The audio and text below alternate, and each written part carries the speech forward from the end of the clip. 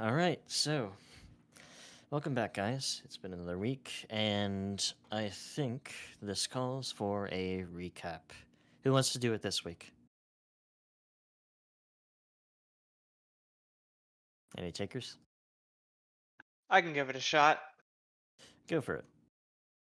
Uh, as I seem to recall, last time we started up when we had entered this cave that was connected to this waterfall. We were searching for, I think, mm, the kobolds all have similar names. It was like Knack, Tuck, one And of these. mock. Mock, that one. Uh, So, just to so we were, clarify, Tuck yes? is the one that's still missing. Knack and mock, you guys found. Okay, got it. Uh, so yeah, we were trying to find one of those. We angered some nature folks who came out of the woodwork to attack us for invading their home. Uh, and we had a brief battle where we were kind of trying to talk them down, and we eventually succeeded. Uh, when the dryad kind of called off her friends, and we had a nice long conversation on the kind of nature of this glade, kind of both discovering that we're not fans of the Locus, which has apparently been here for quite some time and appears to be some uh, kind of disgruntled miscreation of like the seekers or something that's kind of roaming around here and trying to gather power. Uh, we agreed to help this dryad fix this apparatus, since this glade is kind of like a floodgate for this infection that's gripping part of the island, and would spread a lot faster if it reached the water source kind of running through the island. Um, and they were druids in their life, but uh, shed their mortal coil and became kind of like these nature spirits so that they could keep the glade safe and the infection contained. Um, we went up and repaired the device meant to keep the tree alive, or good, meant to keep the light coming in, and we kind of narrowly escaped encounters with some horrifying transformed creatures up top. Uh, we came back, reported our success, took a night's rest, and we got a good clue as to how the um, Locus was, or we got a. Did we learn what You the got a obelisk pointer. was before we got to it, or was it something else that took us in that direction? I think You, I think you, you covered some lore about it. Hmm. you guys basically left the glade and Kevak noticed that sort of power source, basically, or that beacon, basically in the distance, because he didn't have dark vision. He could see the Right, right. silhouette of it. Um, she did say that there was something going on to the south. So a few Okay. things came Like together. it's You like guys, a Yeah. it's like a well of souls, if I recall Mm-hmm. correctly. We used our friend's handy new staff that we got from the Dryad to shape a boat, which we used to conveniently travel down the river to most of the way to the obelisk. And upon reaching it, we made the discovery that this was a dwarven creation, and there were things written on here about the civilization. Actually, I have it written down here somewhere. Uh, yeah.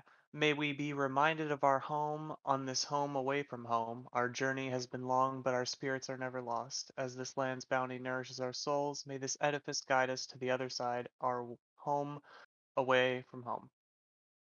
And before discovering anything else about it, we were intercepted by the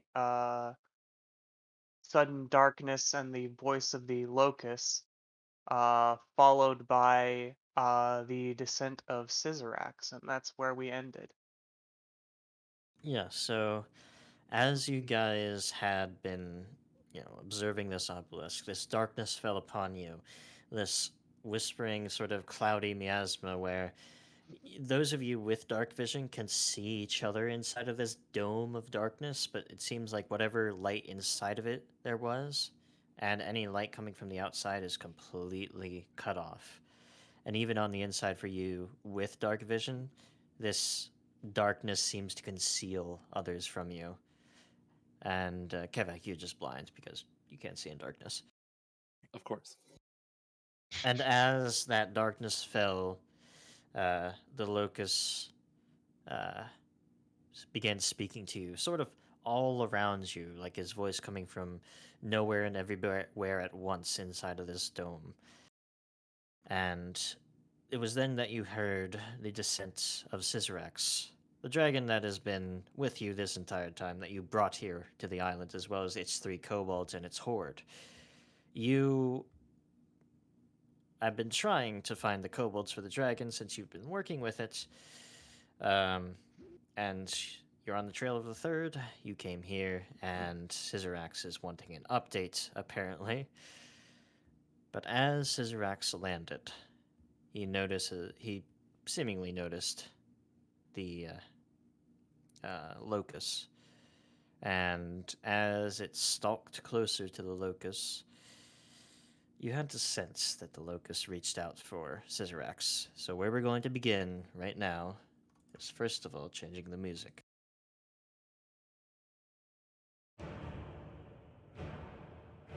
As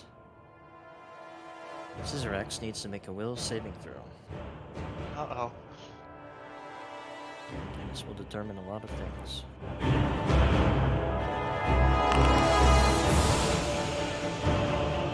Okay. I didn't expect that one. Oh boy. 20. Good for him. Level 1 dungeon boss. Let's go. Okay, 5% chance to. Okay. All right. Goodness. I'll go with it. Well, So, now I know what you were planning. as Improv, go! 5 minutes. 5 minutes. Quick, Tut, do you want to throw some dubious knowledge on that too? As you guys have a sense for that reaching of the shadows towards Scissorax, Scissorax just roars and slaps the hand away with a twisted tail. Well, the Locus is not very happy about this. Much.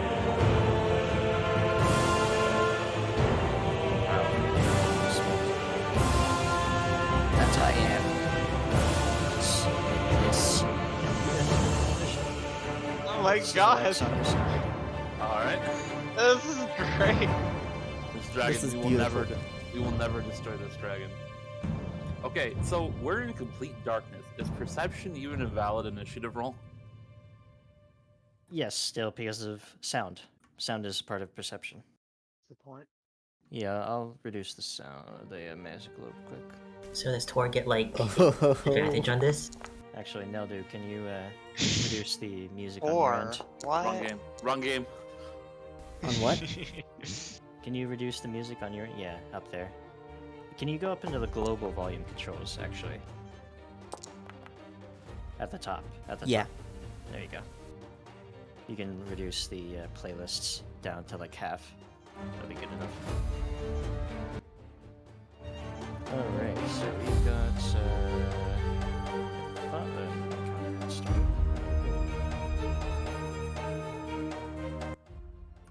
is this encounter? What the heck?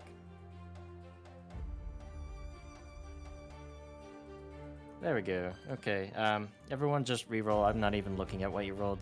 We'll just. I don't think anyone has rolled yet. I did Alrighty roll. I then. rolled really good.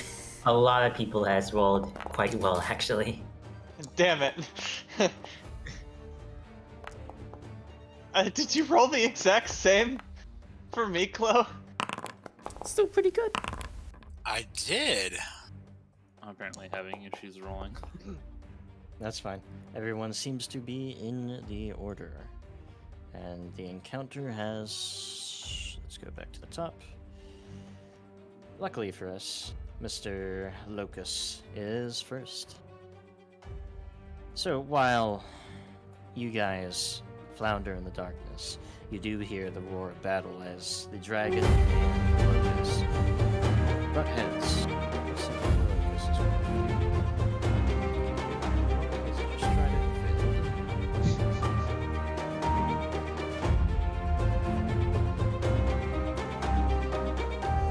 Alright, so I'm going to.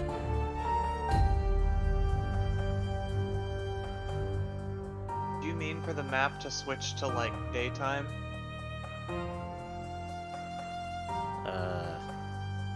No. I don't know why I did that. You can see inside color, yeah. That's really weird. Not like I have our walls characters could tell up. the difference. Yeah, there we go. You guys can't see anywhere, right? Correct. Yep. Oh, that's a Okay. neat fate. Awesome. So, as this happens, and Mr. Locus is going to use 2 actions to stride away from the dragon. Right into the circle with you all.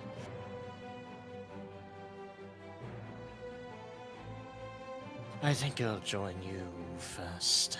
And then he's going to claw at Kevak with a shadowy, large, long, nail-like fingers. How he's immediately just like, yeah, fuck all of that.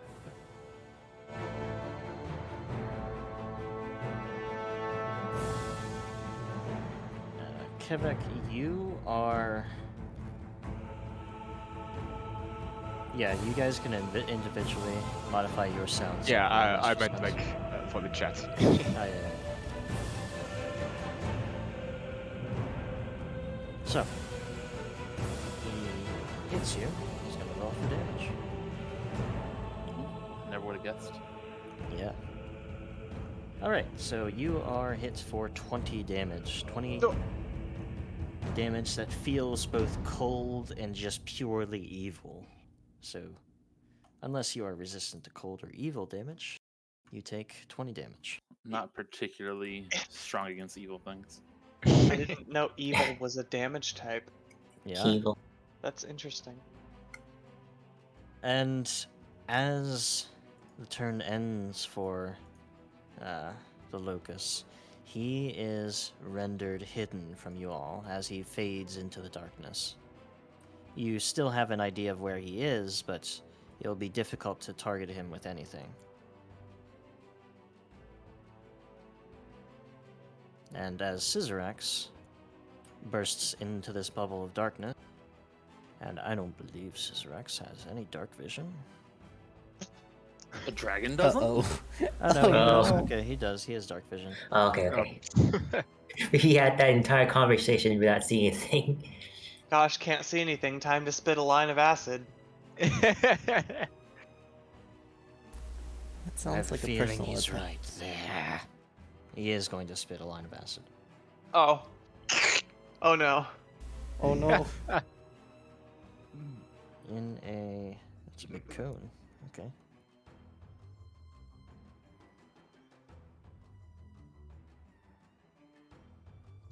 Oh my no. God. What? That's gonna hit everybody. So I need everybody to make a reflex saving throw, as the dragon, not really caring to bother with friendly fire, spits a Oh Red- boy, it's it's a starting cone off strong. I of thought we were poisonous- friends. Well, you know, you No, thought. we really weren't. This cone of poison comes out, definitely hitting whatever went invisible as well. So he's got to roll.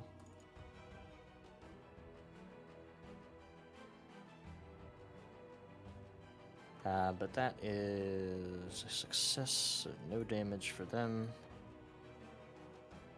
So anybody who's rolled below a 24 is hit by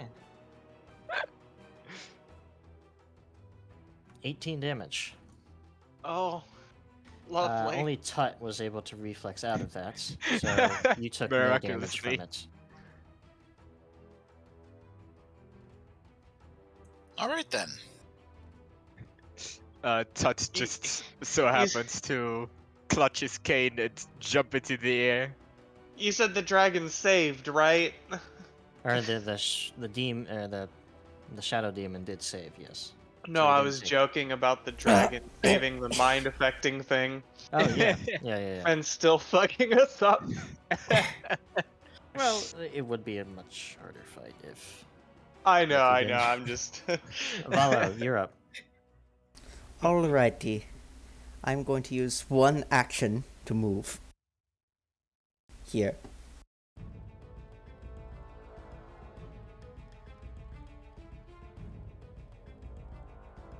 Then, in this line, I'm going to cast Inner Radiance Torrent with 2 actions. Okay. So put it out to chat. They've got to make a reflex save, right? Correct. And this... If the line passes through an area of magical darkness or targets a creature affected by magical darkness, it attempts to counteract the darkness. Alright, click the counteract button there. Let's see what happens when you click that. I'm not too familiar. It's a +10. Yeah, I've never heard of counteract before. that's going to be a success on the counteract, actually. So cool. Because that's above the spell DC for. So you Locus all as see a first. very, very That's bright awesome. light as it then shoots out into a thin beam, as the battlefield should be getting clearer. And that it does. The lights that were guttered out by the stuff spring to life, and I'm going to also remove these walls that are blocking the light. Oops, not that one. The darkness There we closes go. in. And Kevak can see again. And there'd probably be a torch at my feet. Yes. So, can you guys configure your own tokens? Can you like right-click yourself and there should be a cog on the left side? Or can I only do that? No cog. Only you. Okay, No so it's cogs. only me. So I will give you the lights.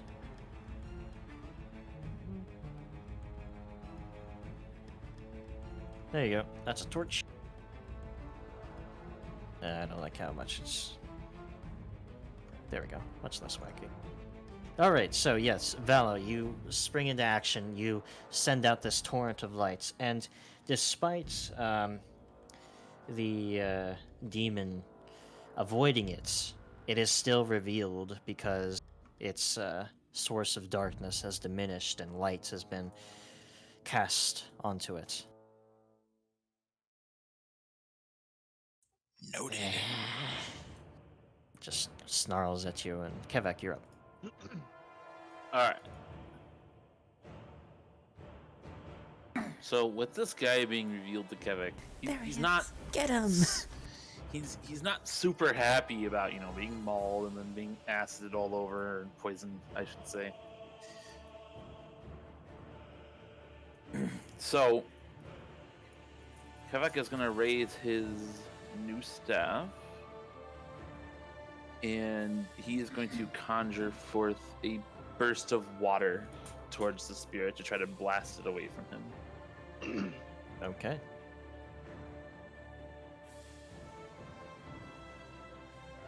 So that's an attack roll. Just target it and go for it. 28 will actually hit the Locus. So roll the damage. As it is pushed 5 feet back.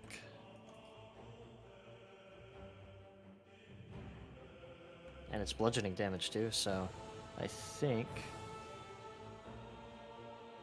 Yeah, he's not immune to that at all. So yeah, he takes 10 bludgeoning damage and is pushed back by this magical gouts of water as you know, retaliate against it. There he is! Get him! Just a note, we can see his name in the he takes the damage message. Of course, you can. That's just that's the official name of these sorts of creatures in Pathfinder 2nd Edition. So there you go. Okay. Oh, I'll give you Yeah. that one for free. And then Kevak is actually going to quickly try to tend to himself to close up the gash wounds that he had received. Go for it. Just targeting a regular 15 on this.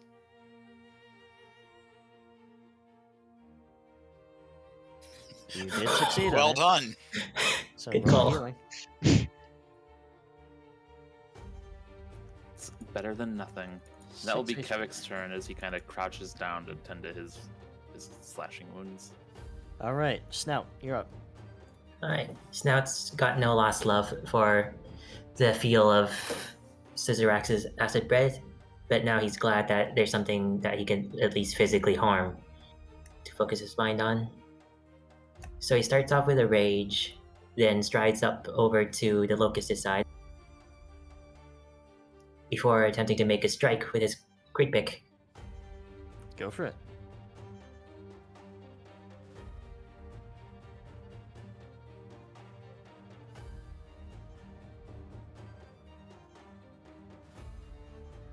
That is critical miss, unfortunately. That's it for oh Snout's turn. gosh. As you rush up to the creature, you've never fought anything like this. It's almost incorporeal. It's hard to hit, and a correction on something earlier. Even though your gouts of stuff was magical, he still seems to have some resistance to even magical effects. So I'm going to reduce the damage he took. I'm not going to tell you, but it's a little bit. Oh boy. Is the number you reduced it by it popped up on the map. Okay, so you know he has 5 resistance. Sorry. These things, these mods, I don't know which ones tell which information, so it's very hard to keep track of, metagame. But it's whatever. It's a game. Tut, you're up. Right. With everything that has happened, Tut quickly assesses the situation and rushes next to the nice-looking shape in front of him.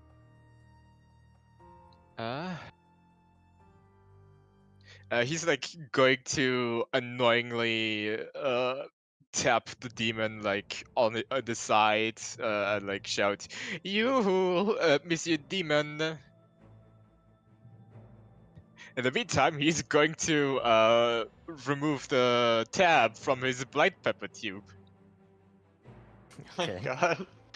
And This is hopefully, gonna be good. as the locust turns to face him, he's going to blow the pepper into his face.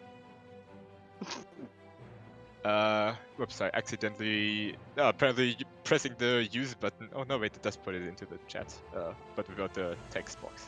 Yeah, make sure to hit the text box version of it first, then you look up blind pepper. Sorry, I think Neldu still has one. You can probably quickly put I it do. in. Yeah, I put it in your inventory. There we go. Okay, so he needs to make a 15 reflex save. Something tells me this won't be a problem. Alright, yes, he critically succeeded against it. Oh, damn it. I so wanted to see the darkness man get blinded. You You just pepper as- spray him in the eyes. You do seem to get some of his attention, but he seems almost able to see all around him at once.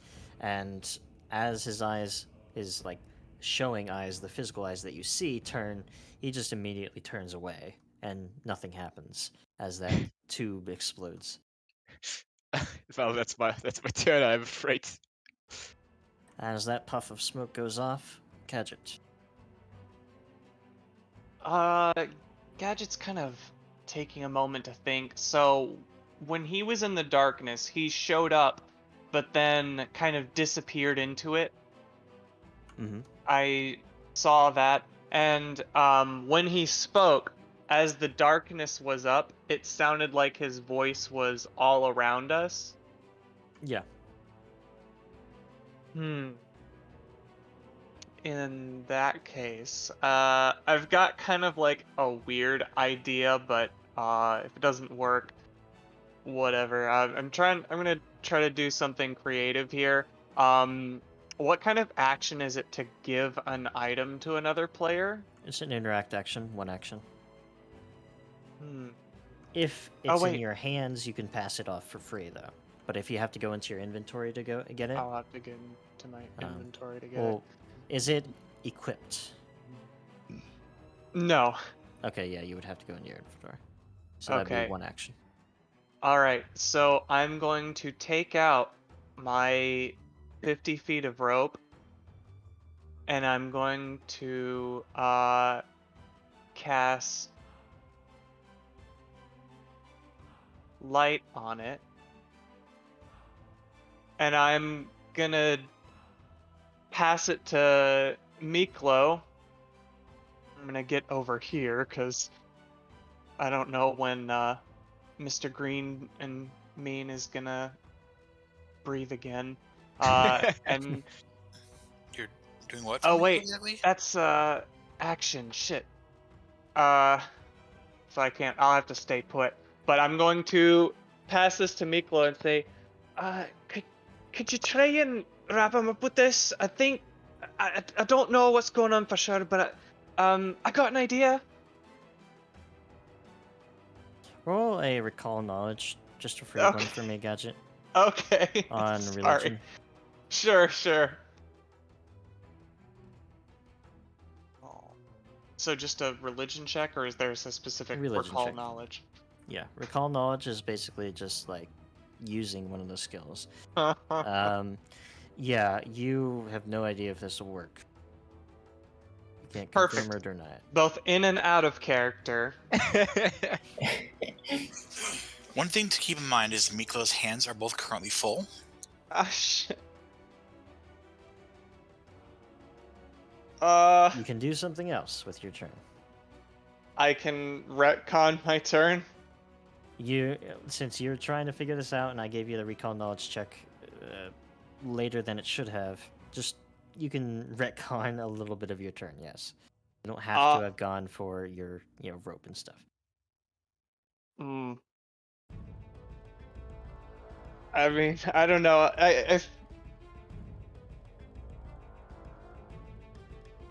Because this is just kind of like an idea I had. I'm not sure if my turn was different, I would just take it entirely. Go for it. Like just do what you need to do. But I don't know. But since I failed my knowledge check, I don't know that this would be any different. Because do you see the kind of like situation I'm in? Yeah. Because Where it's like I, as a player, suspect that my turn would be better used doing something else, but my character has a plan. Well, your character also rolled that check and has no idea if it'll work. So if your character would either take a big risk or do something sensible, that's up to you. Okay. Fair.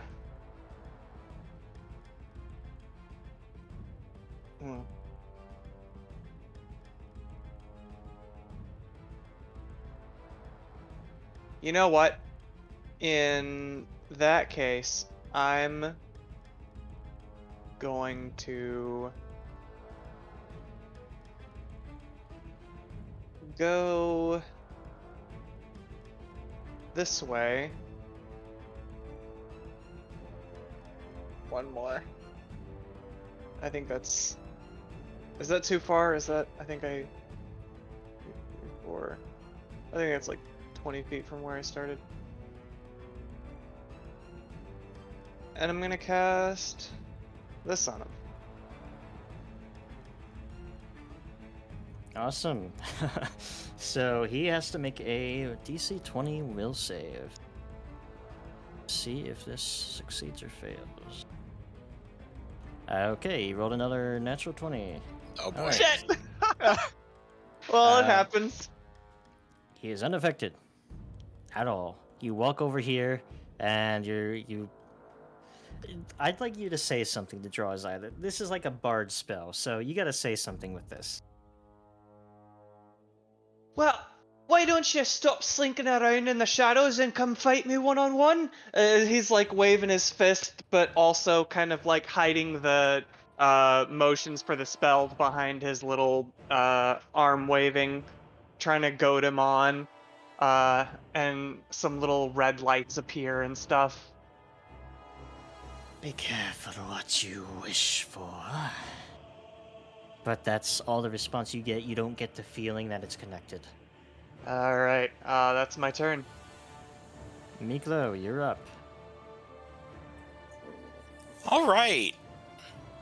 Miklo has sword in one hand, torch in the other.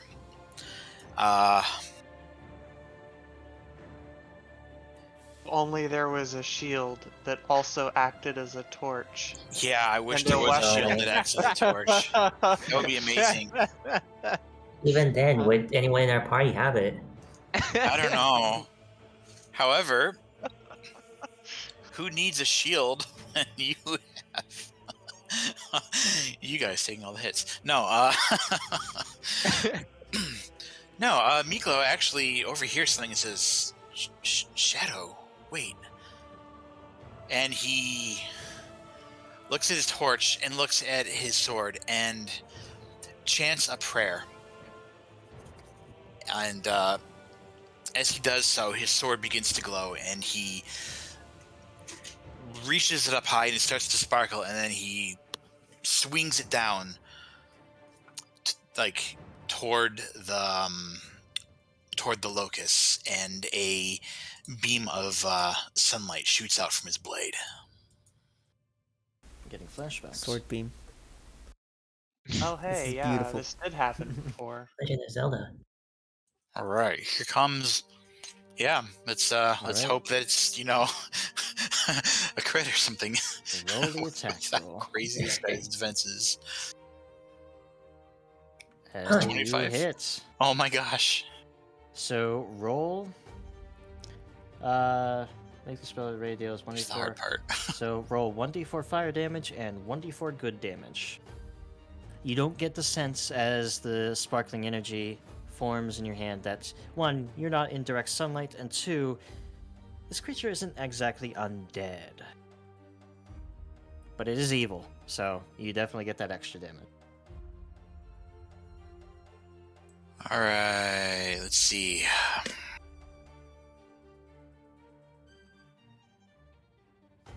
This is a tricky one. Okay, hold on. Actually, Yeah, little dice trays down at the bottom. You could just click 2d4 and then click roll. yeah, I'm trying to remember how the heightened stuff works. Actually, now that I think about it. So you are not a second level spellcaster as a champion. I think actually. What is the champion spell progression? Actually, I don't know. We'll have to look that up real quick because I want to give you extra damage if it's. Yeah. Because you don't have any spells, but your focus spells should increase. Because if they were the same level the entire game, they would be kind of worthless. So let's have a look. Classes, Alright. champion.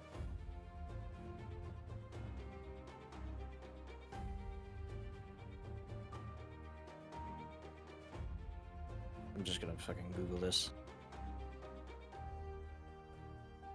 Okay, they're automatically heightened to half your level rounded up. Oh. So Cool. Since you don't have spell casting, it's not based on your caster level, it's based on your level.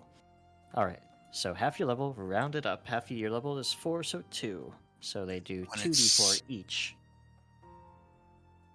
So that would be Cool. 4d4 total. Which makes this a really, really, really good scaling spell. Holy shit. Man, if only Inner Radiance Torrent actually hit. Do that damage. One more thing. So when it says focus 2, does that mean that it's actually a second level spell? So maybe I That don't get the increase then. I have not dealt with this. Right, this is new to a lot of us. I'm going to do a test, lay on hands, to see what it says. Okay, that's saying 2. So that's yeah, that's heightening your it to caster 2. level. Yeah, it's heightened to 2. So if we look up, the Sunblade, what is it called? Sunblade? Sunblade, yeah. We will see if it is baseline level 1 or 2. It is baseline level 2, so it Yeah. is not heightened. So it is still 2d4, not 4d4. But good for us to. This was very learn this. important, I think, Yes. to make sure we understand. Alright, let's see what happens if I just click roll. 1. Okay, so I guess I got to do separate good. Yeah, you can just do it down at the bottom, at the tray. The little triangle guy. There you go, you rolled another 4. And Woo, 8 damage. as you streak this blade of sunlight just from your blade, your smoking sword, quite thematic, as you just thrust it out towards the creature, it's like this laser, like this Spartan laser almost, that goes zzz, like into the creature, and it actually deals extra damage because it is weak to one of the effects. Interesting. So 8 and an extra 5. I still have 1 action, so I'm going to move into flanking range.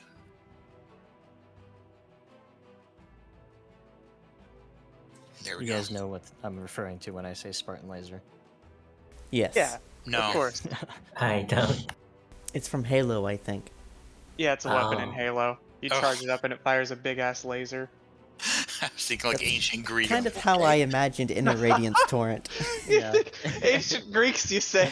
Maybe that's how they were so good at fighting off the 300 of them had their laser cannons. That would Have you ever explain a heard lot. of Greek fire? This is what they were referring to. Oh no. What's the rest of your turn, Miklo? It was the rest of my turn was moving down into flanking range. All right. It is flanked, but it is its turn, and I don't know why it keeps turning to sunlight. I think that's because The time is set today. the clock is set to day. What's that? It's bright natural sunlight now? So with J/K. with this system, they have an actual calendar that is keeping track of the time. And when a turn goes over, it actually advances it 6 seconds. It detects that it is a daytime time, and it automatically puts it up to daytime. So I need to change the actual clock. 1 second. Just in case the combat goes from day to night. And if we take long enough. It is 9:33 a.m. That's not correct. I should hope that we're never in a combat for long enough to see the time of day pass.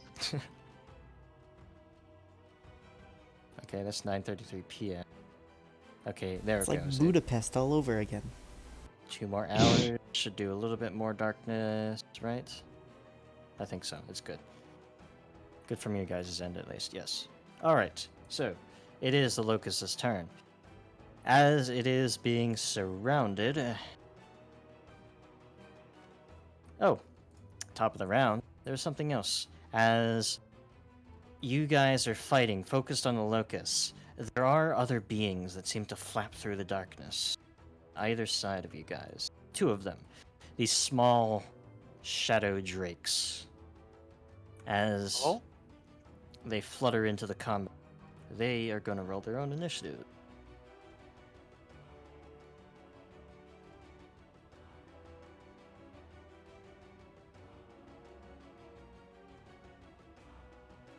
They rolled really well. All right. So those guys are in combat. Gadget, you feel a little left out in the corner there. Locus is going to... Oh, he's got this right. So let's just cast a... As he is being surrounded, he looks around himself, and he ensorcels his hands in front of him for just a moment, opening a doorway of shadow. And Gadget, you see the other end of this doorway Oh no! appear right behind you as he casts Ah! Nothing a personal. spell that you can probably remember from D&D. I've been thwarted. Wait, hold on. There's a thing I have. He's casting a spell. Mm-hmm. Let me just. There we go. Recognize spell. Alright. Trip I is just filled with wanna- spell's tradition, and its common spell of second level ability automatically. Well, this one is not going to be automatic. So, wait. The highest level spell Whoops, you automatically shit. identify it to I 4 clicked if again. you're an expert in arcane, right? Let me check. I'm pretty Believe you sure. would be. Yes, I am an expert. Nice. So you automatically identify this as Dimension Door. Okay. Good to know. Good to know what's about to create my impending doom. As it comes up behind you and rakes into your back with its claws. Nothing personal, I boy. imagine. Nothing personnel as I roll a natural 20. No! I'm sensing a theme here. Oh no. You rolled fairly low, so this isn't going to be an automatic kill on you. But it will be putting you down straight to 0 with 34 damage. Hold on a sec. Okay. You already used your reaction. I did? That was the reaction? Shit. Yes, identifying the spell was a reaction, so... And I don't believe you have Ice Block anymore. Huh. Is that a reaction? Yeah, the identify spell, it is a reaction. Recognize spell. Yeah. You- Alrighty. The very Yep. session after Corvo says we won't randomly die anymore. Well, this wasn't randomly, I guess. He did roll a crit. Damn it. Since it's fun, I'm gonna let you delay consequence. You're Oh, gonna take- you don't have to. Oh, boy. You don't have to do that. It's... Okay. Alright, yeah. Just be more mindful that recognize spell is a reaction. And Yeah, if you're something's totally- coming towards you, you might want to keep your reactions. Duly noted. So you're unconscious. Don't forget to adjust initiative. Yes, your initiative goes up to just before, I believe, the demon's turn, right? Giving Before? it you yeah, so it gives you a full round of being down before you have to make your roll. So, like in D&D 5e, if your turn was next, you'd be making your save immediately, which is really bad. In Pathfinder, they put your initiative right before the creature that downs you, so you have a chance to get healed. Very nice. Okay. So let's put you. I'm gonna edit your position to be way higher than that.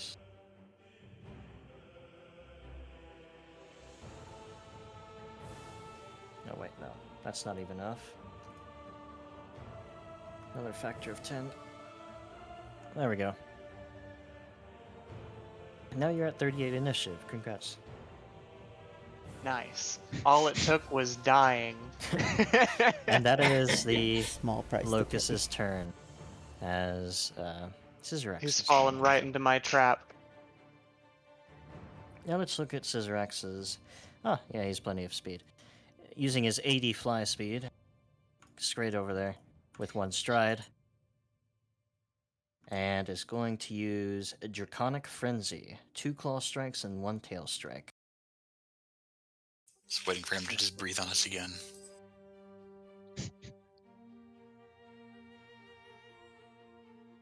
That's a hit. He just pretends to sneeze in our direction. That's a miss. And that's a miss. So 1 attack hits, and you guys are probably very happy that you didn't have to fight Scissorax at level 2. 15 damage, which is actually reduced by a lot because these claws are not magical, so... We're also quite happy we don't have to fight him at level 4 either.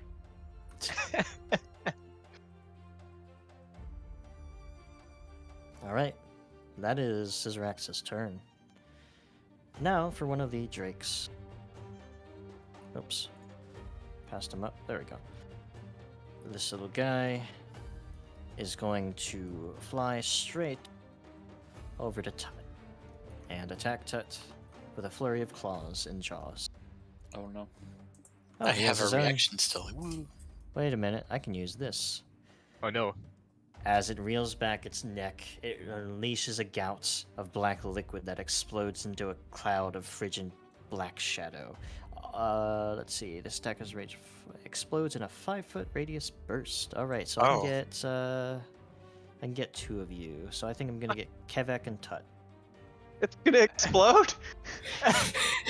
It's not gonna explode, but it Oh. unleashes like a glob of darkness that explodes on you guys. Oh, okay. I thought it was just flying up and exploding. Kaze.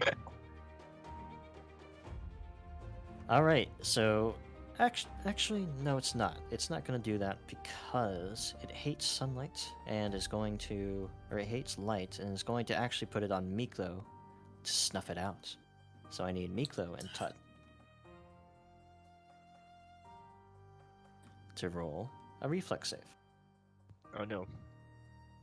As that explosion of shadow overcomes you both, your torch is actually guttered. Miklo. Nice. Actually, that's bad. I have to double check to figure out if I can counter this one. I don't remember right offhand. Because it's not like a I think attack. yeah, it has to be an attack or strike to do your retribution, I think.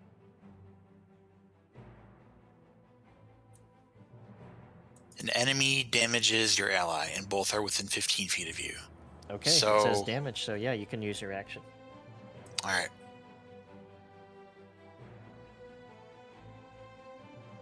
Cool. You rolled a 9 on your reflex save, and Tut is doing really well with his reflexes. Since it is a basic reflex, I believe it is a success for you, Tut. I need to look this up again, because I feel like Yeah, basic it's- saves are actually just, yeah, they're crit successes. Success takes half listed damage. Okay, alright.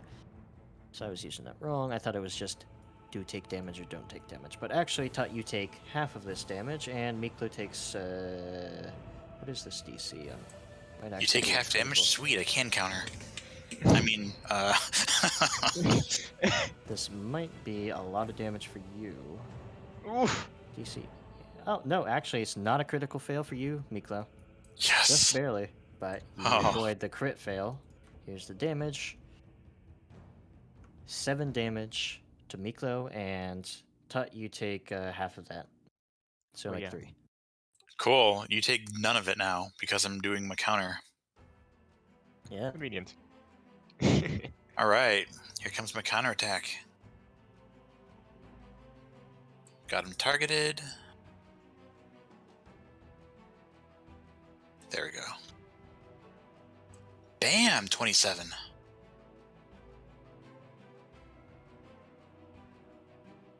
Okay, yeah, you crit, actually.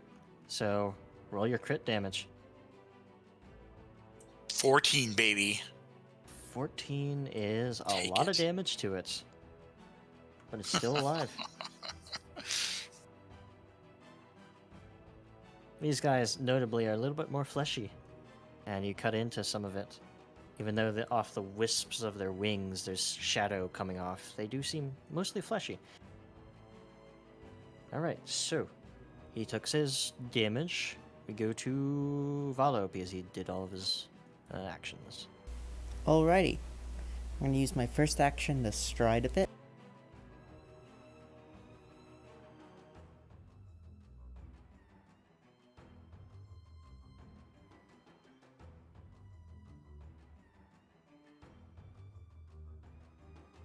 And since since Gadget is within 30 feet,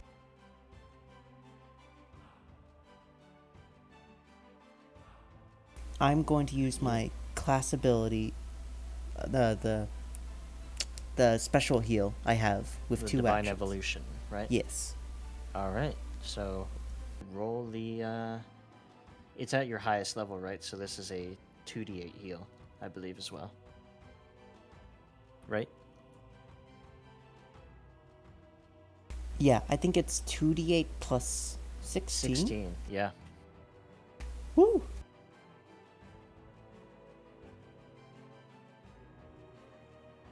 It's a very nice ability there. I believe you only get to do it once, though, right? Correct. Alright, so.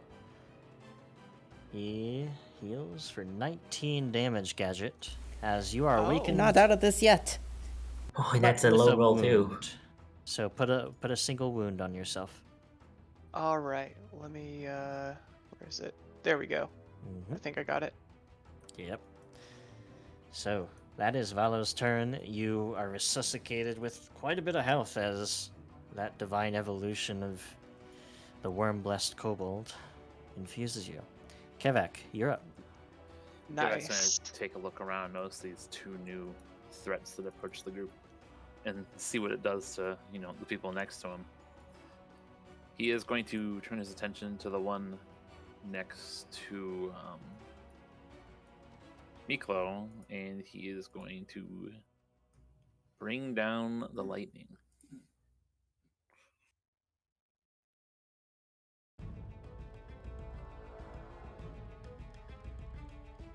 Okay. What do you mean by that, Sorry. Oh, I mean that like Gadget is still very much in danger next to him, next to Oh, right. Locus. You said Kevak, so. Yeah, wasn't Kevak getting mauled by Locust? Okay, that's Kevak the got hit example. earlier. That was Gadget that's getting mauled. But who did he attack first? Am I- Kevak was hit for 20 earlier. Yeah, Well, that's both right. of them. Yeah. Alright, so Tempest Surge. Who are you? You're doing the little Drake down there? Yep, the one right next to the group. Alright. A reflex save. He rolled a 22. Success against it. Is this a basic reflex save? So he takes half. On a failure, it also... So just to roll the damage, he'll take half of this. You rolled really well. So 13, half of it is... We're going to say 7. Because I hate fractional math. He takes half a point of damage. Kevak is going to use Doctor's Visitation. I don't know why it says 2 actions, it's only 1. Okay. He's going to move up next to Vallo and do a medicine check. Versus 15 again. Yeah, it says 2 actions because you can spend a second action to instead stride and then administer Fist Aid, but you're just using battle medicine. Yes. So it's 1 action. Alright, so roll your battle medicine. I just realized that Doctor's Visitation can be like on yourself. You visit someone to treat yourself. 30. So is that anything extra on that? Yes, that's a critical success. Nice. Hey! Wow. 14 pretty healing good. to Vallo. Mm-hmm.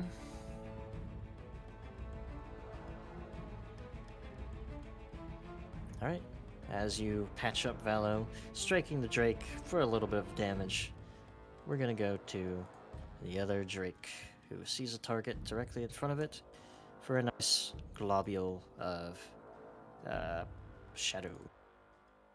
So I need Vallo and Kevak to roll a reflex save for me. I'm regretting helping you now. So that's how it is. Oh, You have both failed, but not critically failed, so you're gonna take 11 damage. 11 cold damage. As Kevak inches closer and closer to death. I don't want that. He's fine, I promise. Near death. Okay, you're right. And that's the Shadow Drake's turn. Snout, you're up. Do that thing where you one-shot something. You need some buffs for that. yeah. To start off, Snout makes an intimidating glare at the little winged creature by Tut and Miklo, and with a growl, he follows up with like a deep, threatening voice. Stay out of this, small fry. Even though it's not probably won't do anything. Like the Itar element probably won't do much. But that's his intimidating glare. So he tries to make it demoralized for it. All right, roll your intimidation.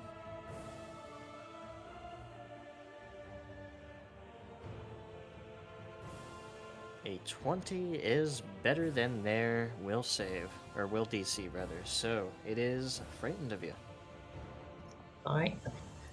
He then proceeds to make a sudden charge, barreling right past it, 70 feet all the way next to the Locus. Right, you have 2 strides with charge, right? Yep, 2 strides and then a strike. One short of attempting to flank with Scissor Axe, unfortunately. All right. Yeah, now he makes a strike.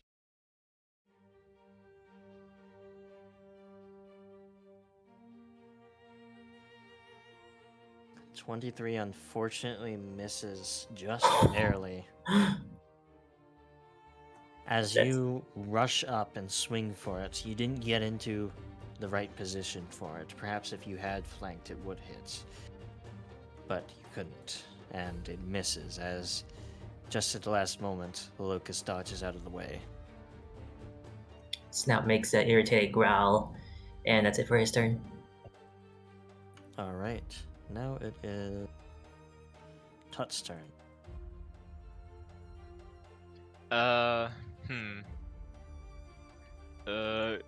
Confronted with the rather ugly-looking drakeling in front of him, Tut is going to, See, it's not tilt- just me. is going to like tilt his head at it and like squint at the weird creature in front of him, and I'm going to use the wiser stratagem. Okay. So prepare yourself, Corvus, because I'm also going to do a call knowledge check. All right. What do you want me to roll, boss? So as you're looking at it, you're going to roll an Arcana recall Oh, dear. knowledge. A good thing I'm an expert in that. All right, you succeed at the recall knowledge, so I don't have to do a stupid dubious. Corvus is gonna start fudging your rolls to succeed just so he doesn't have to. So I can tell you about its weaknesses, resistances, and immunities, or I can tell you about its lowest or highest save, or I can tell you about one of its special abilities. Tell me about the special thing it can do. So this thing is known as a Shadow Drake.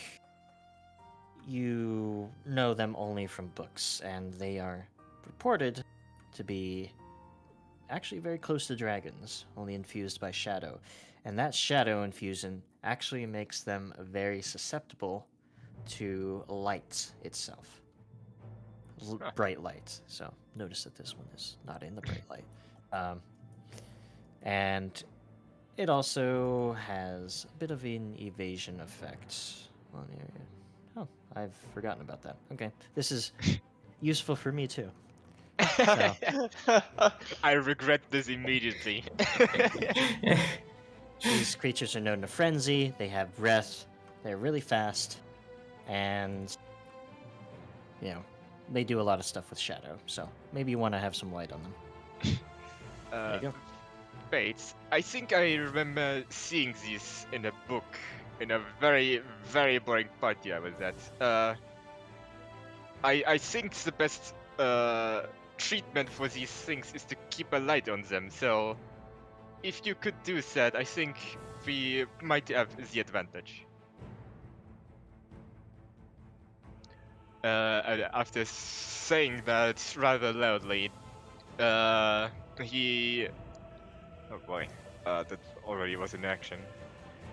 Do I try to strike with a 21? I'll give it a try. He's going to strike at it with his cane, just wildly flailing. All right, so as you are striking against it, I need you to roll a flat check of a DC 20 as it uses its reaction that you just learned about to obscure itself momentarily in the dim light. So roll a flat check of a D20.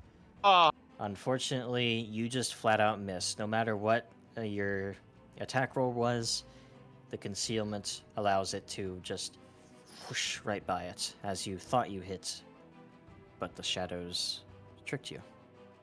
Haha, zit! Get back here. Stop doing whatever it is you're doing. Stupid thing. And, Stop as doing my that last thing I knew action- you could do.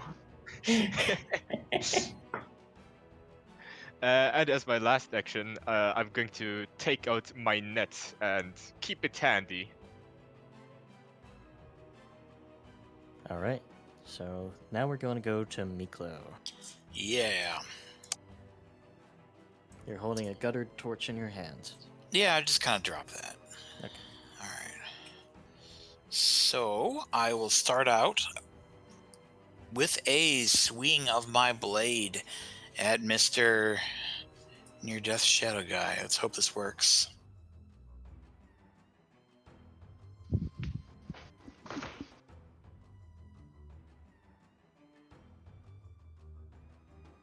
$15.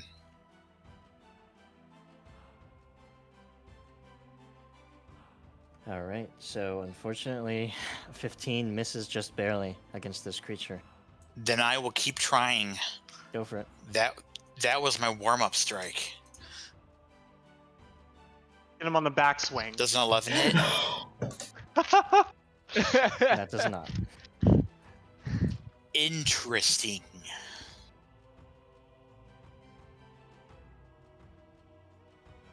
Well, then I'm going to grab my shield. Okay.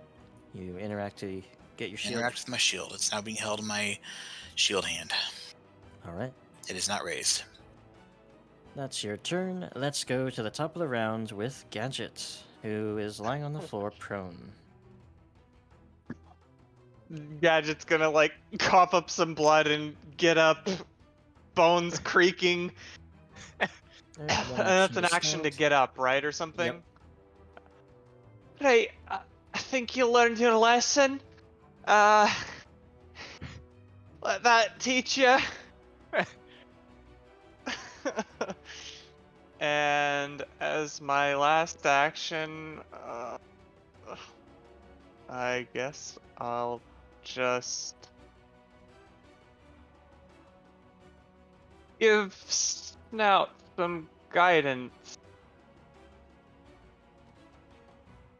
You teach him that lesson I said I was gonna teach him, and he waves his finger, a few sparkles go off.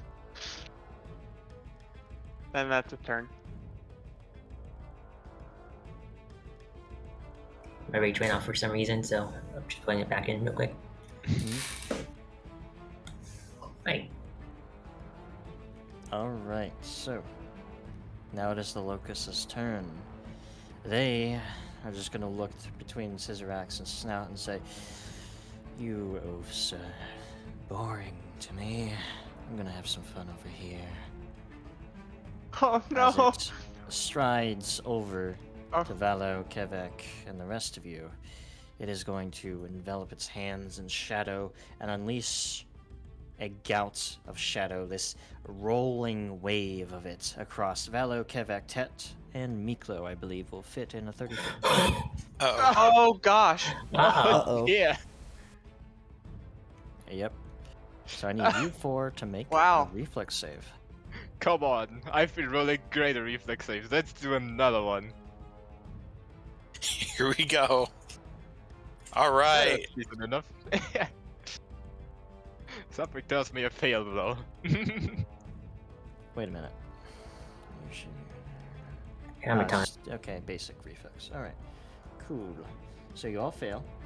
Yes. Oh, Oh Kevak my god. Fails critically. Miklo fails also critically. Yes. So let's see the damage. Oh. Bye, TPK. guys. Please be low. Please. Please. Operation be Hide low. Behind Snout until the bad things go away is underway. What about the shadow dragon that was caught with us? Does it get hurt? Yes, it would actually.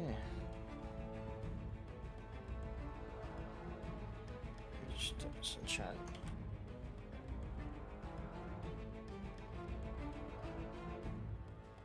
I'm Well, scared. pretty low. So 14 times 2, we'll say is 28. Okay, I'm For down. critical fails. 14 for the regular fails. Okay. Uh, The Shadow Drake, no matter what it rolled, is dead. Great team play.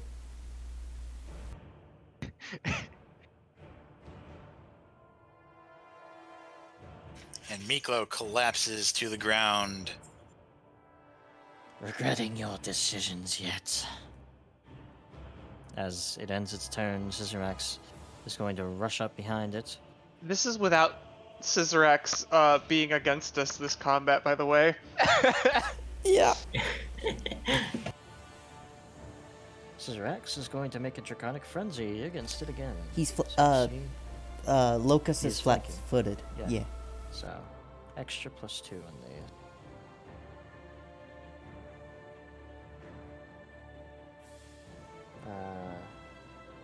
Actually, that hits with the +2. So, Also, flanking Jaws.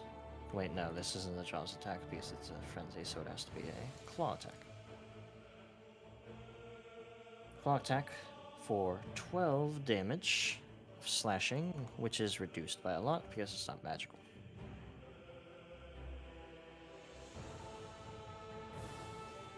Next is going to be the next claw attack. That's a definite miss, and the tail for the multiple attack penalty minus a lot. That's gonna miss as well. So he does hit him once, but it is very hard for Scissorax to actually deal any damage to the Locus. Alright, yeah, I have to put you guys up at the top as well. Wait, they're both down? yeah. Kevak and Miklo. Oh no. In what order would they be in front of if they were down by the same attack? Probably we'll say initiative. just like S. Maybe behind Kevak the first because he was closer. I don't know. Yeah. I don't yeah, suppose that just- Wand of Heal has any charges. I think it does? Tut looks at Valdo with an expression that just says, I got this. Uh-oh.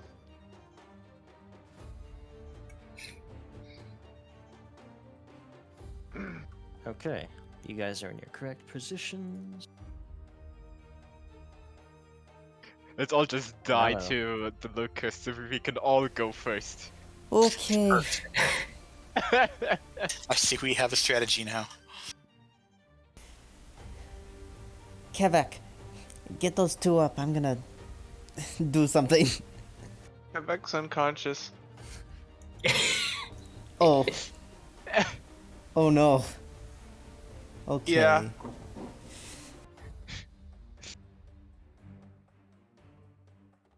In that case, I don't think I have a choice.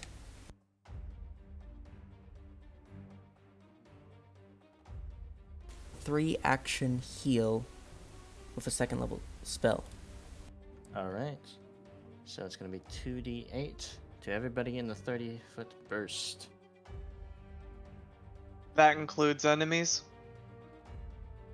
Right? I'm hoping it'll deal positive damage. Well, we've confirmed he's not undead. Yeah, he is not undead. And this healing doesn't... It's not, like, doing damage. If it's, you know... So it will heal him, actually. Well, no. Actually, he's actually resistant to this healing. That's hilarious. Interesting. So he only gets back very little. That's, He's resistant to positive. So it's a positive effect. He's going to be That's- resistant to healing. Yeah? Alright, we got the strategy. Nailed it. Yep. You're all up. That is my turn, unfortunately. All right. Now it is going to be the Shadow Drake. Going to go up and attack Scissorax. With a Draconic Frenzy. So, 1 by... Okay.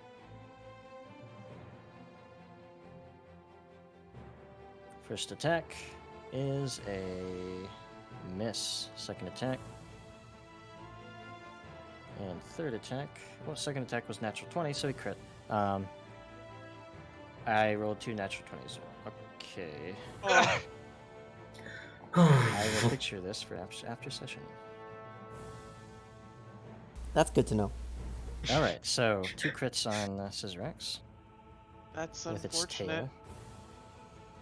Oh no, what a shame. 8 and 18 damage for a total of 26 to Scissorax. I actually heard him as somehow this little creature got right up like underneath its soft spots with its spined tail and just whipped into it and caused a lot of bleeding for Scissorax and definitely changing Scissorax's focus in this fight. Next, though, is Snout.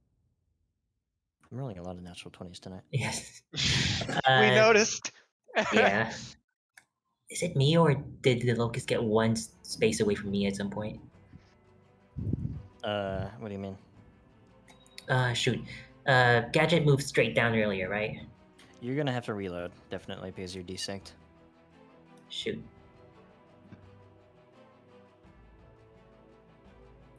Hmm. No, I think I'm up to date, but like, Gadget moved straight down earlier, right? Because I I feel like I did. moved to 1 square to the right or something. Yeah, you would be right here. Yep. Might have hit an arrow key or something accidentally. Maybe, yeah. Alright, what are you doing? Well, shoot, now it's gray screen, but Snout sees in frustration as he strides after the Locus, moving down to the space right to the right of it. Okay. Oi, eyes over here. He's very frustrated at this point, and so he makes a power strike against the Locus. Alright. Power attack. Large, great pick.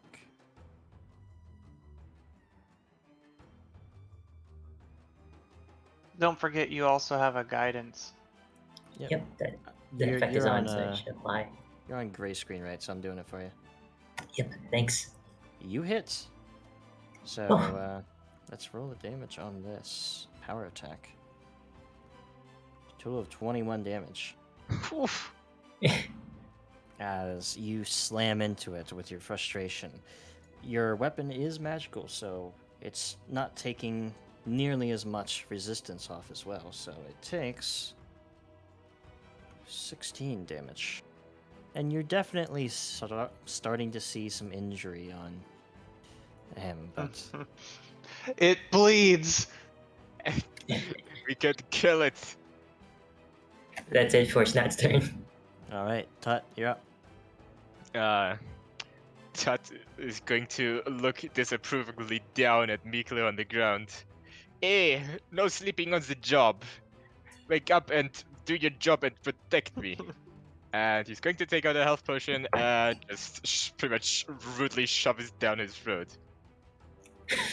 Alright, you had your health potion on your belt, so it's just going to be the action to administer.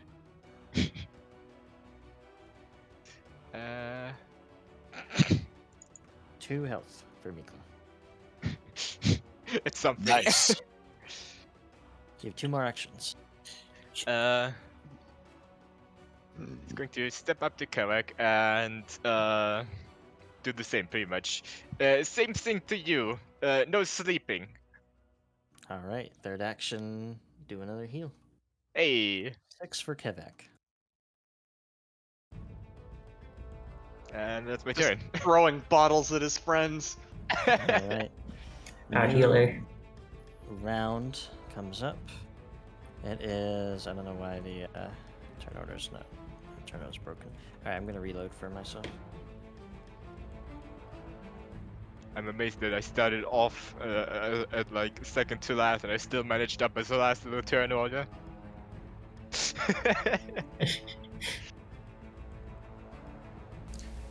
Since when was Okay. Dragon Claws one action to cast? I think it always was. I thought it was 2 actions to cast this whole time. Oh, No, it is certainly one action. That certainly changes my strategy.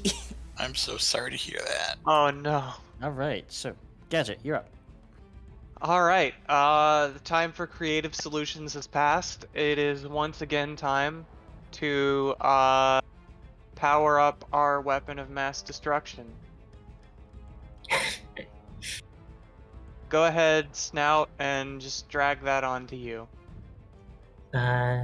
Will do once I'm off the gray screen. I put it on him. And I'm casting it from here because I'm using my action to reach. Mm. So that is my turn. All right. You emblazon Snout's weapon with magic as we go to Kevak. Alrighty. I suggest you move. So, Takes an action stand. yep. This isn't a very, very good position.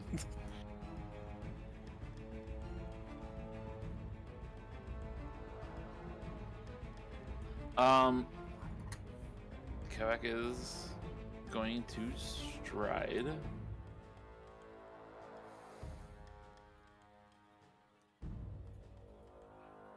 I'm assuming this is like a ledge over here. Yeah, it's like a little wall. Yes, I'll go up instead. I guess with his remaining action, he's gonna try to heal himself again. Due to medic, he can do battle medicine one additional time on one person. Go for it. Let's make the DC 20. Let's live dangerously. All right. The kind of dangerous living that includes doing math homework with a Oh pen. my gosh. Oh, What a shame. You try some new techniques and they don't work out for you as you try No. to heal your wounds. Oops, that wasn't medicine. That's all for him. Miklo, you're up.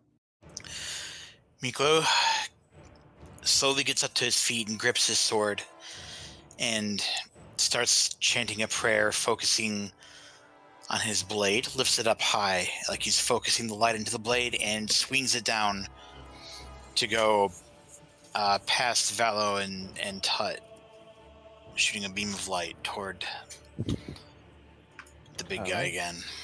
Target him and roll the attack. That kind of ducks out of the way of the beam, grabbing onto his head in the process. Oh, That'll hit. Roll the damage. It'll be 2d4 Nice. still.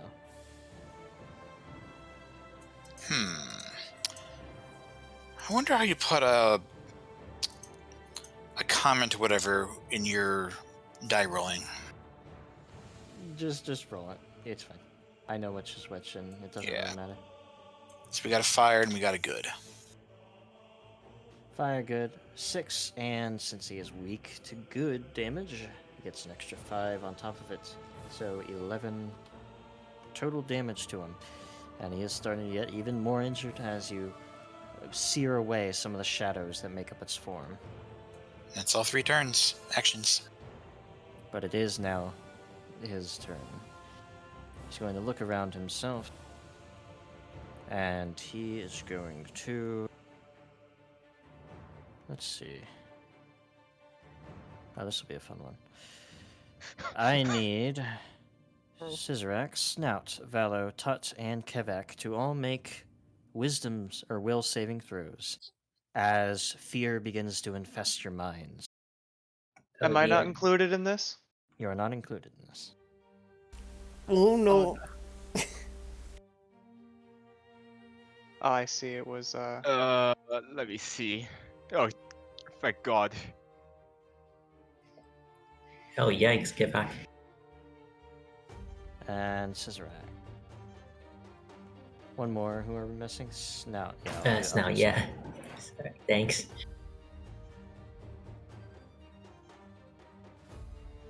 You rolled a natural 20. Continuing my luck. Wonderful. Oh, this is my strategy the whole time, getting Corvus to do my rolls for me. Yeah, okay, Scissorax also rolled a fucking natural. Jesus, like, I gotta picture this again because. There we go. Cowboys, Okay. stop using the dice fudging module. I'm not. Okay. We already know it works from last session. You don't have to rub it in. All right. So, Scissorax and Snout are completely unaffected by this fear. They are unfazed and angry. Vallo, on the other hand, I'm is so glad Tut was, or Snout, damn it, was unaffected. Okay, I was thinking of fear, and I was thinking, oh yeah, I can't move closer. I might have to run. No, it's not D&D. is frightened. Tut, you failed. You are frightened. Oof. That is And extreme. Kevak critically failed. Frightened 3 and fleeing 1. That means you have to run away. I believe.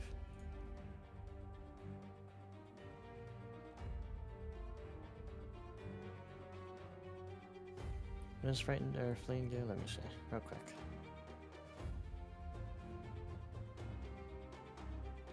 You're forced Don't to worry, run away guys. due to fear or some other. On your turn, you must spend each of your actions trying to escape. So that's a full round running away for Kevak. I remember when that happened to me. Don't So- worry, guys. I have a very niche thing that I can actually use here. Oh my god. Snout is Says Tut every encounter. perfectly fine, and that it seems to enrage the Locus as he's going to make a claw attack against Snout. Oh boy. It is only a hit and just barely, so just regular damage, which is still a lot. A 21 claw damage. what? A claw what? Attack, you say? Oh, there you go. Okay, so you would have taken 21 damage, but we'll have to wait until Locus's turn again next round. As I have a question. yeah, If I were to cast Resist Energy on Snout and chose cold damage, would that reduce the damage he takes? That he would... from the- yeah, from the. Oh delayed my practice. god, yes! We're finding uses for this. If you want to use your reaction for that. Me? Are you wait? Is it a reaction? No, I don't think. Okay, it's just okay. Oh, I'm So, just yeah. acting like on my turn, can I? Yeah, you could. very Yeah. interesting. So you could actually have that damage hovering there and resist it. I can Right. also dismiss the spell at any time. Not that I would, I just think it's funny that you have the option.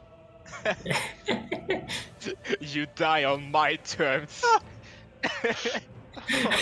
So that 21 is hovering there as Locus just swipes at you. You expect to feel the pain, but it's not there yet. Even the claw marks are not there.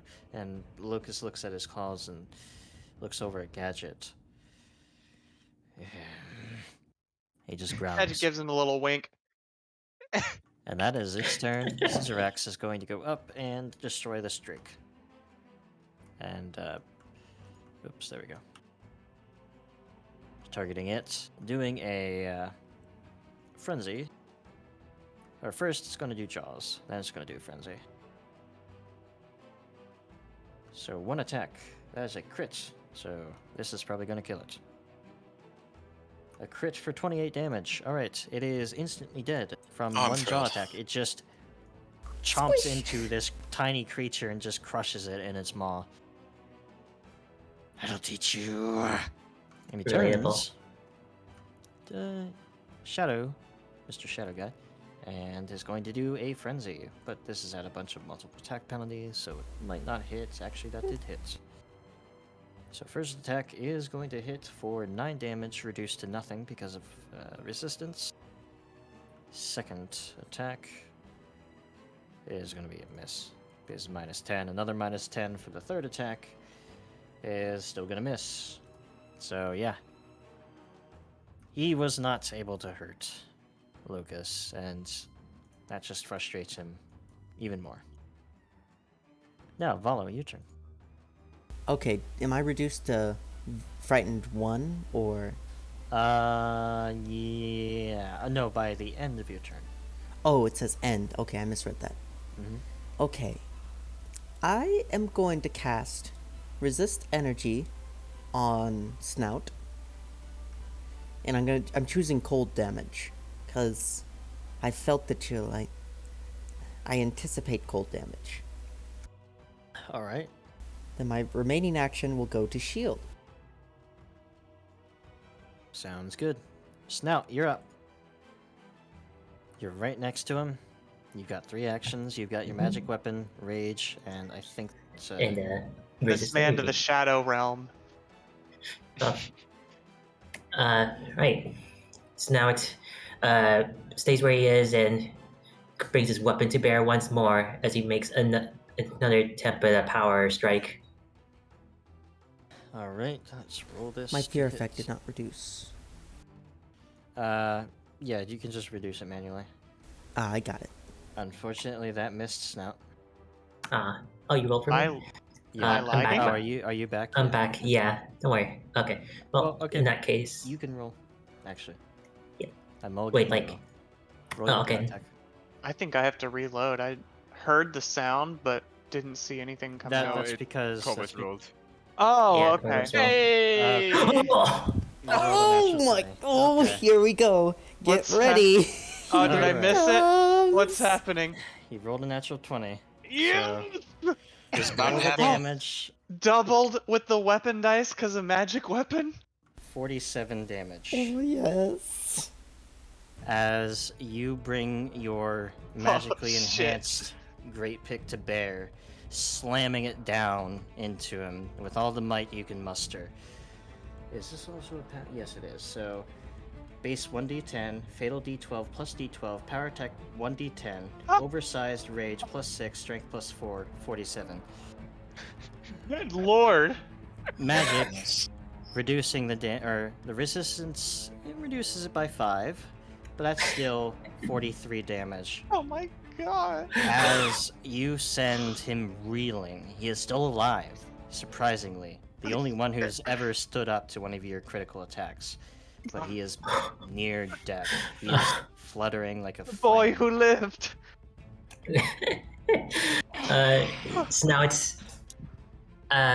Snout continues his flurry with one more regular strike at double multiple attack penalty. He's desperate to end this. Destroy him.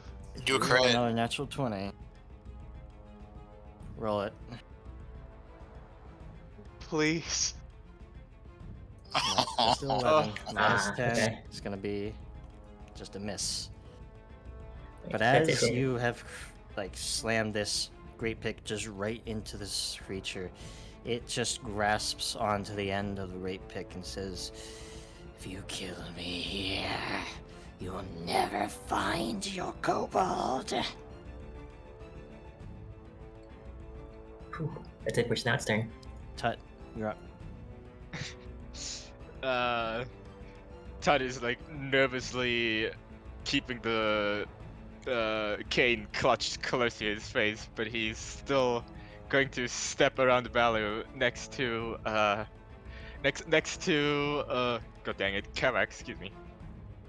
And going to use this extremely niche thing I've got, but It's 3 god actions. dang You it. can't move. It's 3 actions, really? Yep, 3 actions to do that. I knew what you're gonna do. That is ridiculous. In Oh. that case, I'm not going to move, but I'm still going to use it. I'm sorry, Kevak. It's these times. It's important that we all know what we're fighting for. Me, obviously. Roll your diplomacy check for yourself and Vallo. Great. choose to Holy fail that. shit. I considered picking that up. Oh my. I What, get where that did for this free. come from? I got that for free. That's Compared great. to It's the a will skill DC feat. of creatures. So Vallo's will DC is 18, Oh. and your will DC is 16. Oh, Oh. Wow. what are we fighting for? You're causing alarm. So the idea behind this is that the creatures that are frightened are so sure of their frightened, they are so sure of the scary things that they're not going to believe you. And the more willful people are going to disbelieve you better. Which, you know, if you rolled really well on your diplomacy, which you usually should, it'll be much better. But right now, you're not helping anything.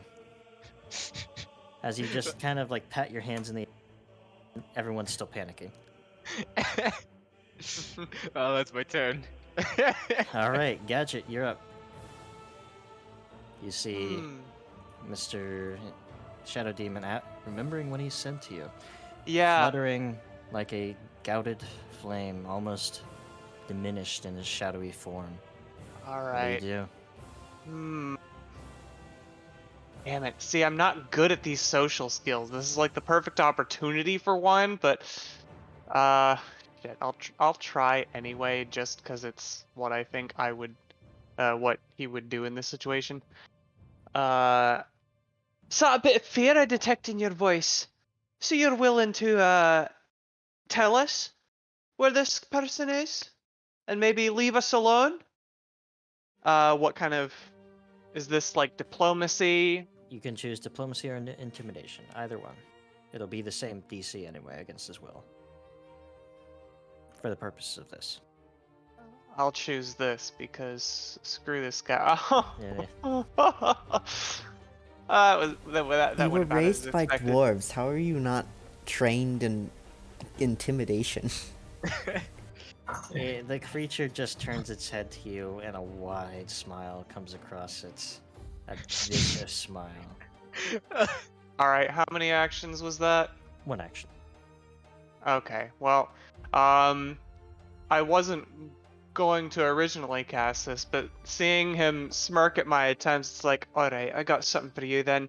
Gadget holds out both his hands, and a little faint white circle traces above both of them, and he's just gonna toss 2 of these.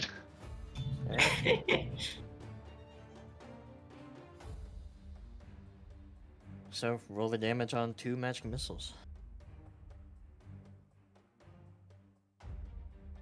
That's 7 damage. Well, actually, let me check his resistances.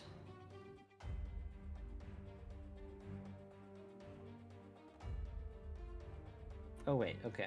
I read the healing thing wrong, but I'm just gonna leave that off. This is except force, ghost touch, or positive, which ghost touch you can imagine. Okay. So he is not resistant to force damage. Most things won't be. He is pelted by these 2 missiles, still seemingly clinging on to his form. Keep smirking at that, you bastard. That's my turn. Kevak, you are running away. Oh, Bye. Turn, Bye. Miklo. Okay, Miklo runs up the stairs and gets around to the other side of this guy. Flanking. Yeah. don't hyenas do like the laugh thing when they're Yes. really like stressed or scared? Kevak, give me your best hyena Just thinking laugh. about that. I can't do it. Do it, please. As a No free action, pressure. I'll recover 1 focus point Mm-hmm. because I have not done that today. And now that I'm in melee range, knowing. Okay, I'm in melee range. I have my sword. And I charge up my sword in melee range. I'm gonna charge this up with some power and basically plunge it into him. Go for It's it. Sunblade. Basically, let's see. So it basically is a ranged attack. Really, the only It's a potential- spell attack roll. Yeah. So it It's- shouldn't. it's Basically, no- it could potentially trigger an attack of opportunity Yeah. if he has them. That's the only thing that shooting in melee does is Yeah. trigger attacks. So roll the attack roll. You have a +2 because of flanking. Let's see. Don't Add forget modifier. there's a hovering 21 damage that's about to happen. Just Snout. It's reduced by Yeah. 5 though, remember? Oh gosh. Possibly. Oh, Oh. You could not hit it as you summon up the blade. it just opens a hole in its body, and your blade goes right into nothing. Oh no, a Loki Miklo looks attack. exhausted. That's it. Too late. He uses Dimension Door. And is off screen. Oh, Oh boy. And that's the end of combat. Where did he go? What? Yeah, he pulled that little trick again. but I think And- he's gonna be around here somewhere. Oh, what Uh, a real bugger. The silence of the day returns. All your wounds still, fairly bad. Even Scissorax taking a beating. Gadget's going to kind of sorry, you go ahead first. I wasn't really. I was just going to point out the still. Delay consequences. Yeah. You take Yeah. 21 damage. Whoa, no. Whatever. No. He takes Oh, like wait. 16 because Yes, of 16. the special little protection spell. Does this fleeing thing last more than one turn? It goes away after turn. So you're fine. Gadget's gonna kind of walk near the giant monolith and hold out his hand and be kind of calling out to the darkness. Don't suppose you'd be willing to negotiate then? There's no response. Sure would be a shame if something happened to the obelisk. Still no response. I don't think it's a good idea to push it over. Oh, you okay, Kevak? He knows where the last one is. Kevak just kind of clears his throat as he steps back over after the Locus is gone. And he's gonna just kind of nod solemnly. I hate to say it, but I have my suspicions that I might know where the last one is too. We must find him. Scissorax chimes in. Oh, It will be weakened for a long time. We must attack when it is weak. I didn't mean to ping. I appreciate that I am not dead right now, and I am not possessed by that creature and used for its own goals. How do you think we Worst. feel? I trust that you would not lay a finger on me, even if I was attacking you. Certainly. Gadget's kind of like half paying attention. He's can I make another since it's kind of been like a combat now and I'm kind of recollecting myself, is there like another check I can make on this obelisk to try and kind of determine what this thing's like, because I gave like an in-character theory as to its function, but I'm trying to kind of figure out what how to shut this thing down, and two, what that would entail. So roll an Arcana check for me, and Got roll it. a crafting check for me. Did you see what I said, Corvus? Yes, so as you sniff the air, you ignore, using your dragon sense, ignoring your allies. You definitely know that it did not leave a scent. But I want you to roll perception. Something else is catching your eye. Or Snout, rather. There is Arcana and crafting, respectively. What's catching me? Whenever you Vallo's Snout. are ready. Oh, He's sniffing my the air Snout. because his dragon That just, was like, really confusing.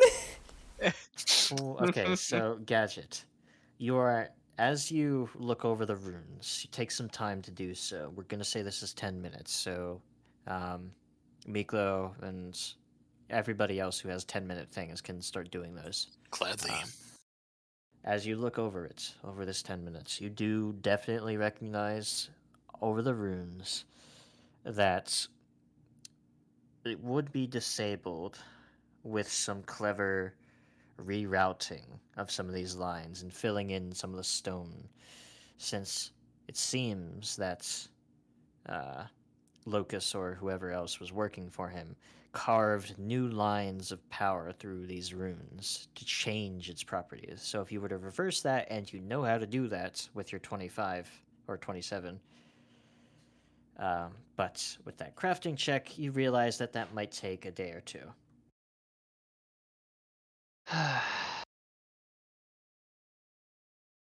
Alright, so got some news for y'all. What's up? This thing here has been rerouted to give him power. We figured out that much earlier. I think I can do it, reverse the process, but it'll take the better part of a day. Which, granted, we might have. I don't know how long it takes for this Locus to regenerate himself or power back up. Something tells me he might also sick his cronies in that village on us. If they can make it here in a day, Or whatever those little flappy things were. that is also true. And won't you still be able to undo your fixing if he ever got his hands back on his obelisk? He might be weakened. We might have a better chance. Sorry. I don't want to, forget about Vallo's thing, so... Of course. Scissorax does step up to Vallo. You do recognize that those drakes had us sent to them. Yeah. Yes. We may be able to follow it. Yeah, with both of us doing so, we might be able to follow a trail. Assuming those drakes were associated with Locus, which I think is a safe bet.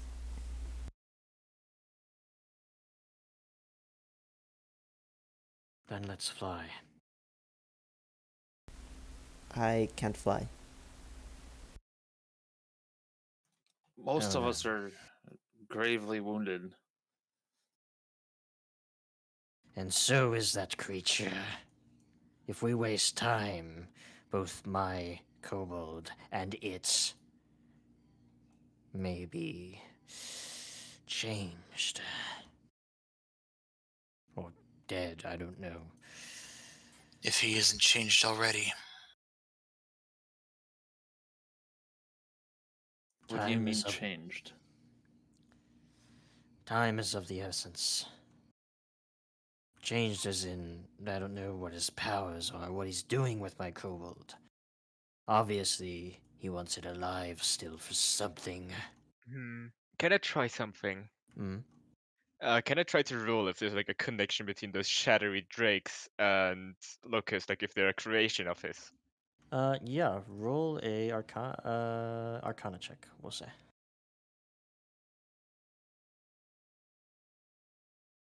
So, you are, as you're looking over the corpses of these shadow drakes, they have sloped faces like kobolds. They have horns that mirror them. Their body structure, as you, poke around with the one that Scissorax got cut in half, you realize that a lot of the same structure is also kobold. A realization dawns on Tut's face as he pipes up. I think that the dragon as a point, because these things look a lot less like dragons on second look, and more akin to, shall we say, a very changed kobolds. What? Those things were people? What? Apparently, What? And Bloody hell.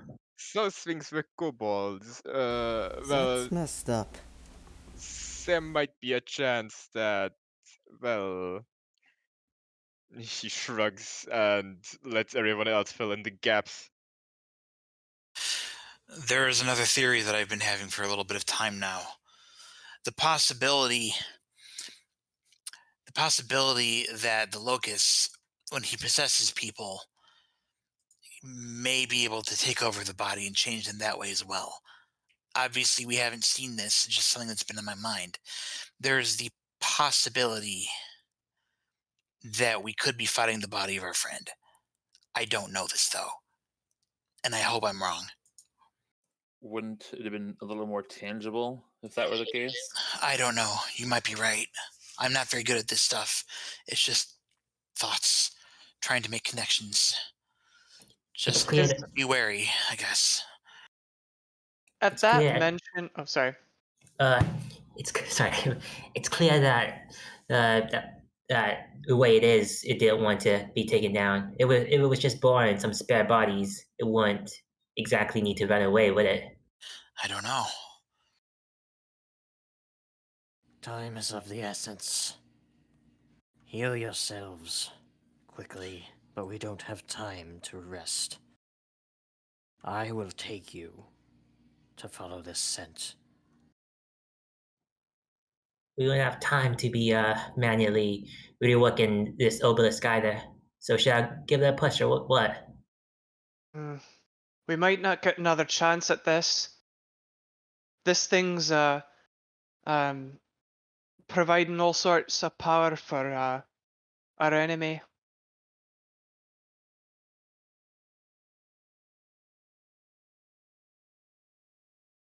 You do, with your Arcana roll, Gadget, Mhm. you do Yeah. definitely recognize that just destroying it would stop it, but it would also forever change, its original purpose. It wouldn't be there anymore.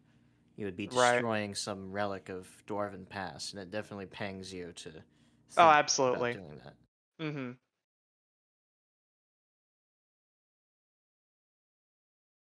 Sotrax is That also is an getting this option. healing, by the way.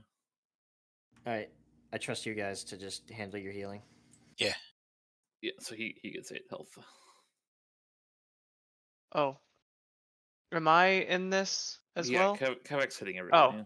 Yeah. Since we're not in combat, he'll move accordingly.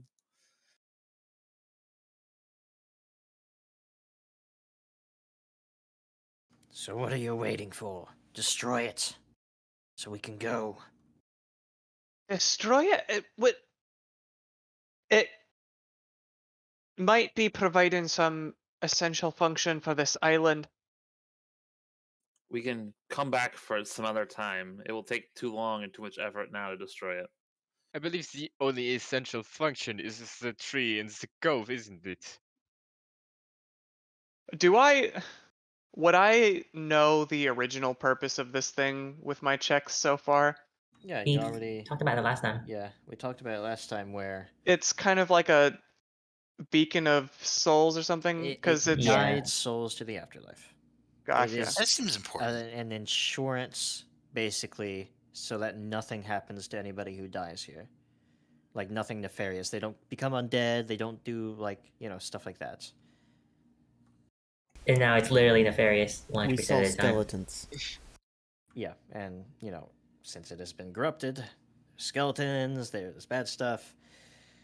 There still might be skeletons if you destroy it, but if you restore it to its original function, it'll be good. Like, there'll be no undead, no problems with souls. We don't have time to mess around with this. Let's just go after Locus. Alright. Unless messing with this is the only way to beat Locus. I do have to agree with that. Taking this thing out of the equation would leave him a lot weakened.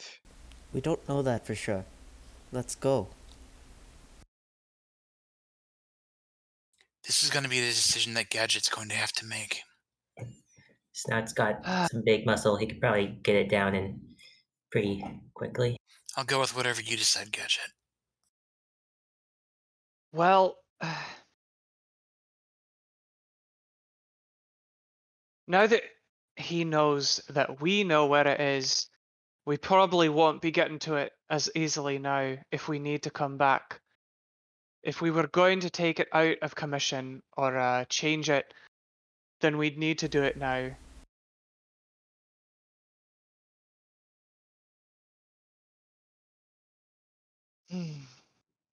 Right. Decide, yes. I will fly you there.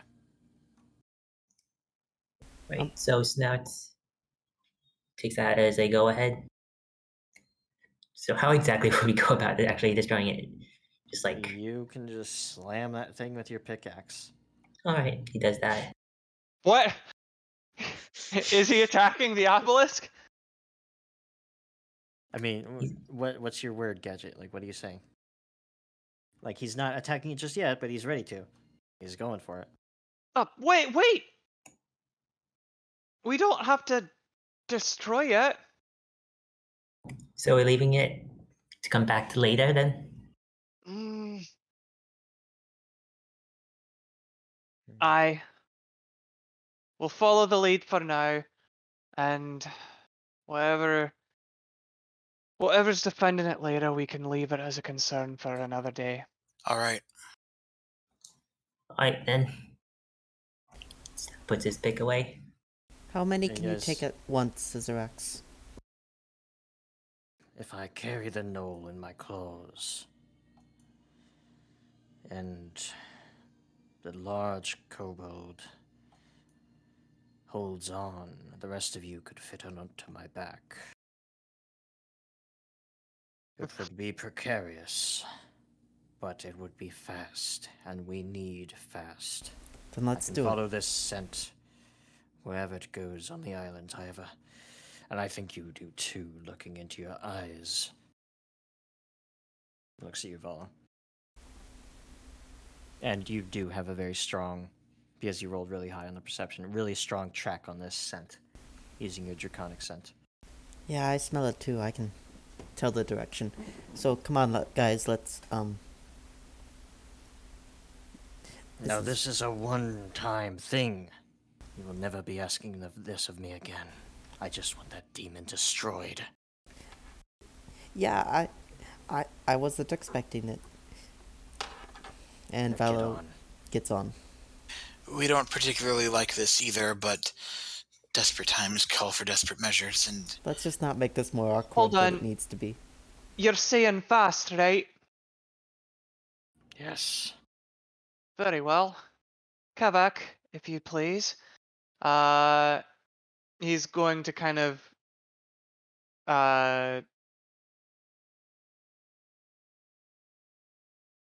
wave his hands, and a shower of pink glittery sparks will kind of descend on Kevak and miniaturize his form temporarily. For 5 minutes. Hey, 5 minutes of flight unburdened. oh, Huh. Does it? Narrative I purposes prepared like the this. spell, so I'm using it, damn it. It's more of an attack spell. It's more of a combat spell. But for narrative purposes, A it'll combat be... spell? I can't cast it on an unwilling creature. Well, you cast Shrink on your allies, because look at the effects of Shrink, right? Yeah. Wait, what size is the purse hyena in the first place? Tiny. Oh, okay, so it has no effect. So now, What? I'm not casting it on that. yeah, but like, isn't it still in Thay's It purse? pops out when he Kevak's is purse. shrinking. It's fine. Oh my gosh. You are as small as your tiny hyena friend. This is awkward. And for narrative, as I was saying, for narrative purposes, we'll say that the shrink lasts for the entirety of the flight and no more. Okay. Okay, I'm gonna be honest. The moment you mentioned that Scissorax was gonna be flying us there, I can't get the song out of my head. I can show you the world. So, enjoy that, everyone. So everybody except Snout. Snout gets picked up by the claws, and the rest of you are on its back, as you're all kobolds. It's pretty, or y'all small at least, and Kevak as well. Small enough to ride on this very quickly growing dragon. Excuse me. You guys aren't supposed to be bigger than me. You have to do a small voice though. Oh no. Higher pitch too. All right, so as you guys get on it, and Scissorax and Vallo direct the way, having both rolled fairly well enough to not have to make survival checks or anything like that, you start flying with a perspective that basically all of you have never seen before over the darkness of the jungle. Is it possible Oh, wait, to just a pray and second. refocus during this flight? Or Um, is it too bumpy? it is not a place you can focus. Sorry, that was the wrong. I had to ask.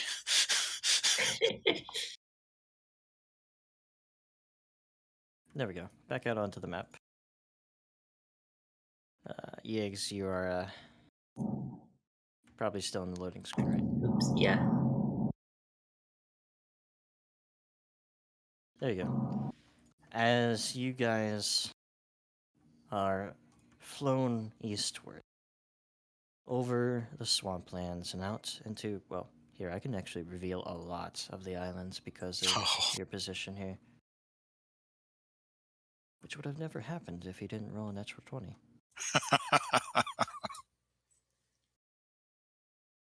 Where's my... There it is. All right.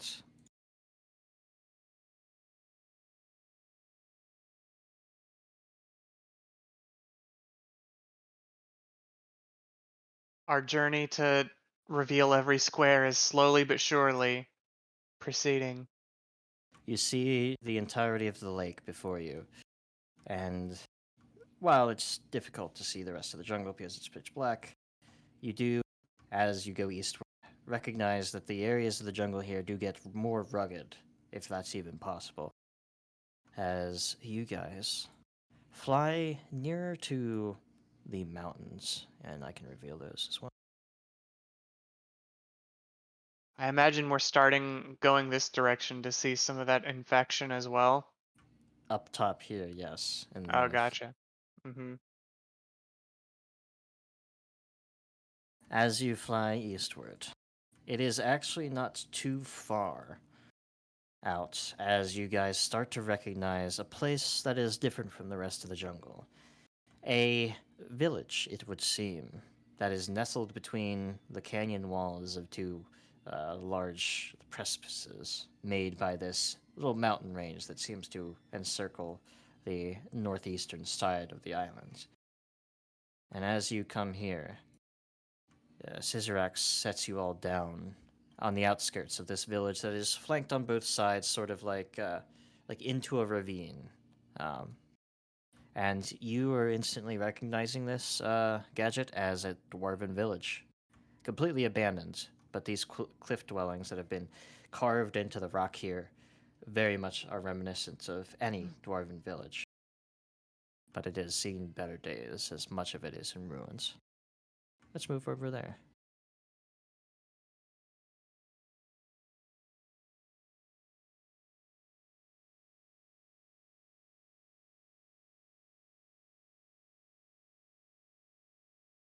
But it is also here Oh, I'm seeing the tiny Kevak token. that darkness seems to encircle this place. Even those with dark vision can only penetrate the lights barely 20 feet ahead of themselves. Though none of you have lit a torch just yet. And I will put down Scissorax because I didn't expect him to be here, but he's here now.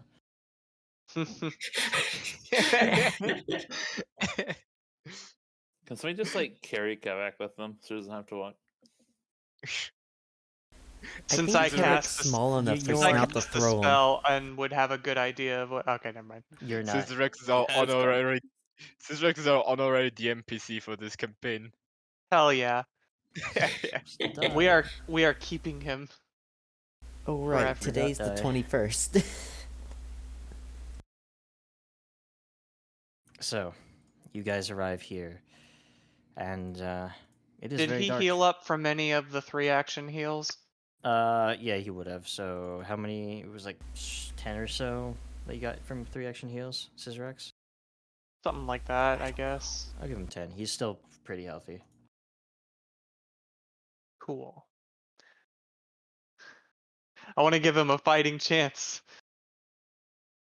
You all step forward and realize you don't have a torch or any source of light for you.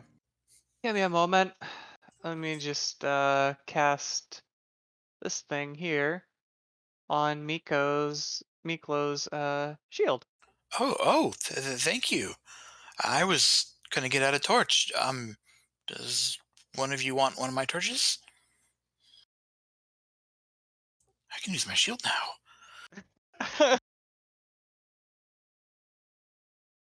I imagine. No, never mind.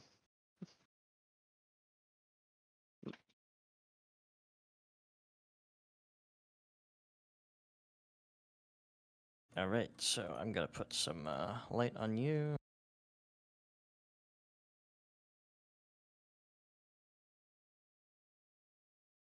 And casting less light does make these surrounds a lot easier to see. It is still nighttime, but I have to wonder. Oh, yeah, go ahead. I have to wonder where all these dwarven settlements came from. I wonder how they managed to end up on this island and where they went. No kidding. Did dwarves do any sailing? That's a good question. They certainly had to get here. Yeah, it's true. Well, it's not outside the realm of possibility. I am gray screened. Oh, Sorry. I'll move you with the party. Thanks. I'm afraid that rocks don't really float all that well, so they probably sunk about 5 feet outside the arbor. As you guys start stepping into the village here, you do definitely realize that much of it is in decrepit state. Most of the wood that seems to have formed the floors here is rotted away or taken over by grass, and the walls themselves are crumbling, leaving no semblance of any real shelter here. And Vallo, as you step into one of these abodes, I knew it. you So did we. sense a presence in the corner of it. As a Vallo walking creature forward and initiating things. made of pure shadow, not like Locus, but a creature that seems to resemble a dwarf, steps out. Guys, And there's a weird freaking cat in here. you guys see another one on the right. And we're gonna roll initiative. When Of are course. you gonna stop running off on your own? All right, you guys are in the roll, so roll initiative.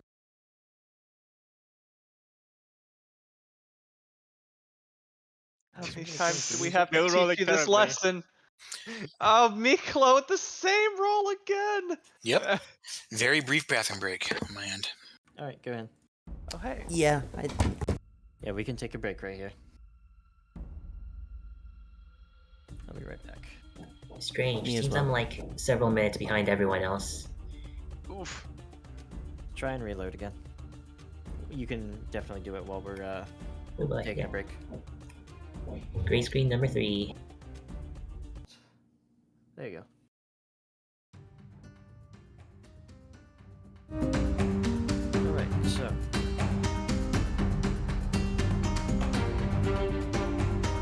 Our first person in the initiative is going to be Sisrax. As it instantly sees these creatures and wastes no time rushing over to them and try and strike. Oh boy, murder o'clock already. Better than It's just gonna use us. the breath weapon. It needs more. Oh boy, Once here I more go named killing us. again. It fails.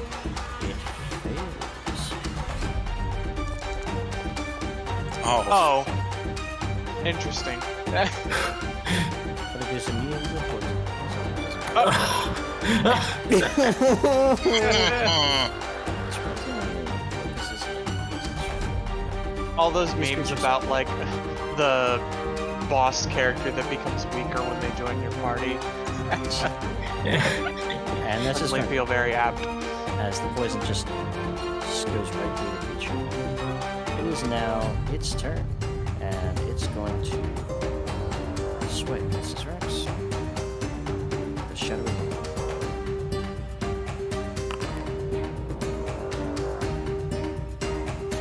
Does hit, dealing 9 damage to Scissorak. As let me see. Okay, it's going to make it one more strike. That is also a hit. Some more damage on Scissorax as these shadowy tendrils of these strange creatures attack. And that's 15 on him. His final action, actually, is going to reach out around Scissorax for its shadow that's being cast by the light Oh? and pull at it. Scissorax is enfeebled 1.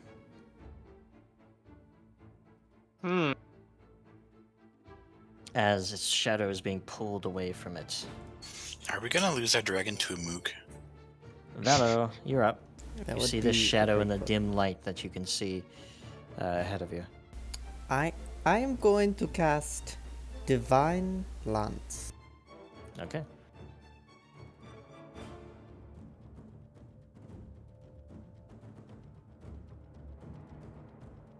Roll the attack. That'll hit. Roll the damage. Okay, it should be 4d4 plus 4. Is that right? Mm, No, it's a cantrip 2. yes, cantrip 2, so it's 2d4.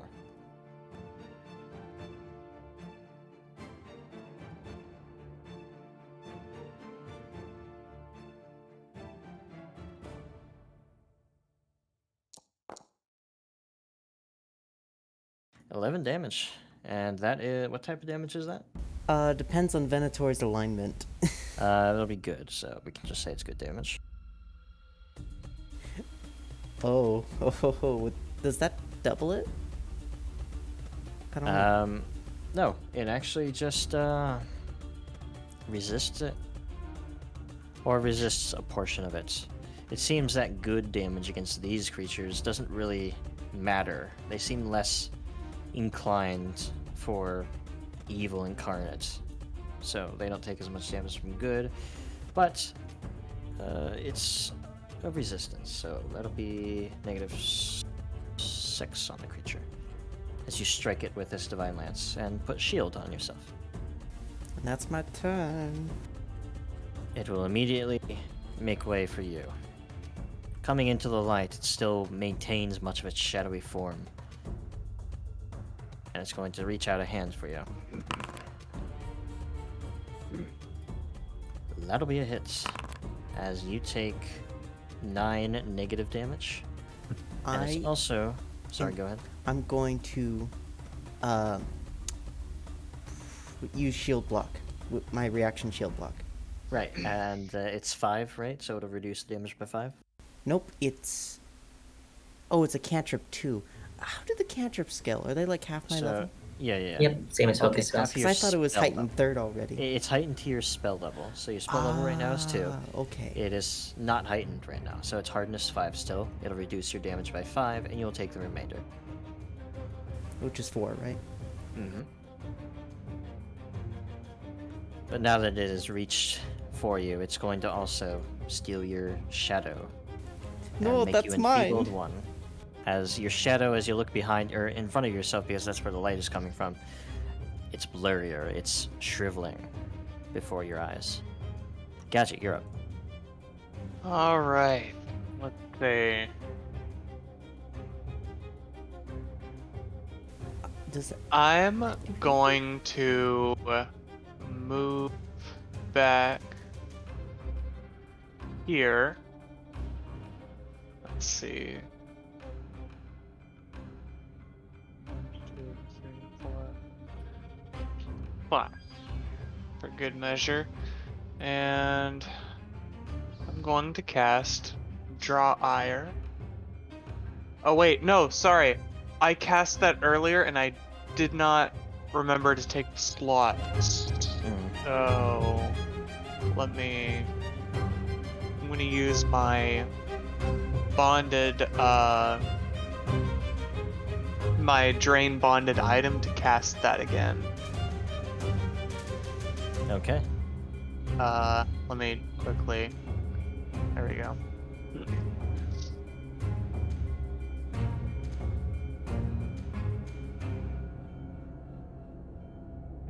Alright, mix will. That will is a success by 2. Okay. So he will take half the damage. And the Oh, I penalty. never did damage on the first time. Oh wait, he critically succeeded. Yeah. So he takes 2 damage. 2 damage, and the effect will last until the end of the target's next turn. Okay. Which is just a -1 to attack rolls other than me. Alright. And I believe that's your turn, so Snout. Yes. You're up. All right. Snout makes a sigh before he gets back into an angry mood to do good old reliable. He rages, Mm-hmm. then makes a sudden charge, going about around the building, and getting on the other side of the shadow that Scissorax is engaging. Oh, sorry, real quick. Another thing that happens is because of my let me put this here. I'll make this real quick. I get a focus point back whenever I do this. Oh. So, Alright. Snout, make Right. your attack. with that, yeah, he makes an attack. That's cool.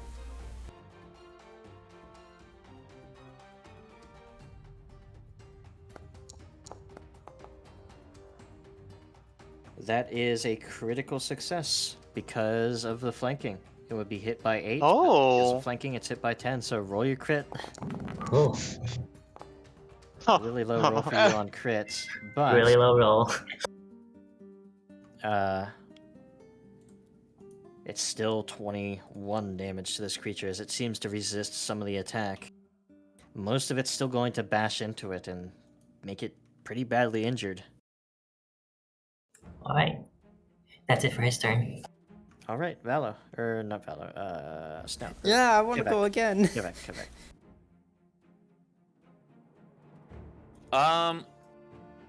Kevak doesn't use Doctor's Visitation on Scissorax. Okay. How do you heal a dragon? He's on target DC 20.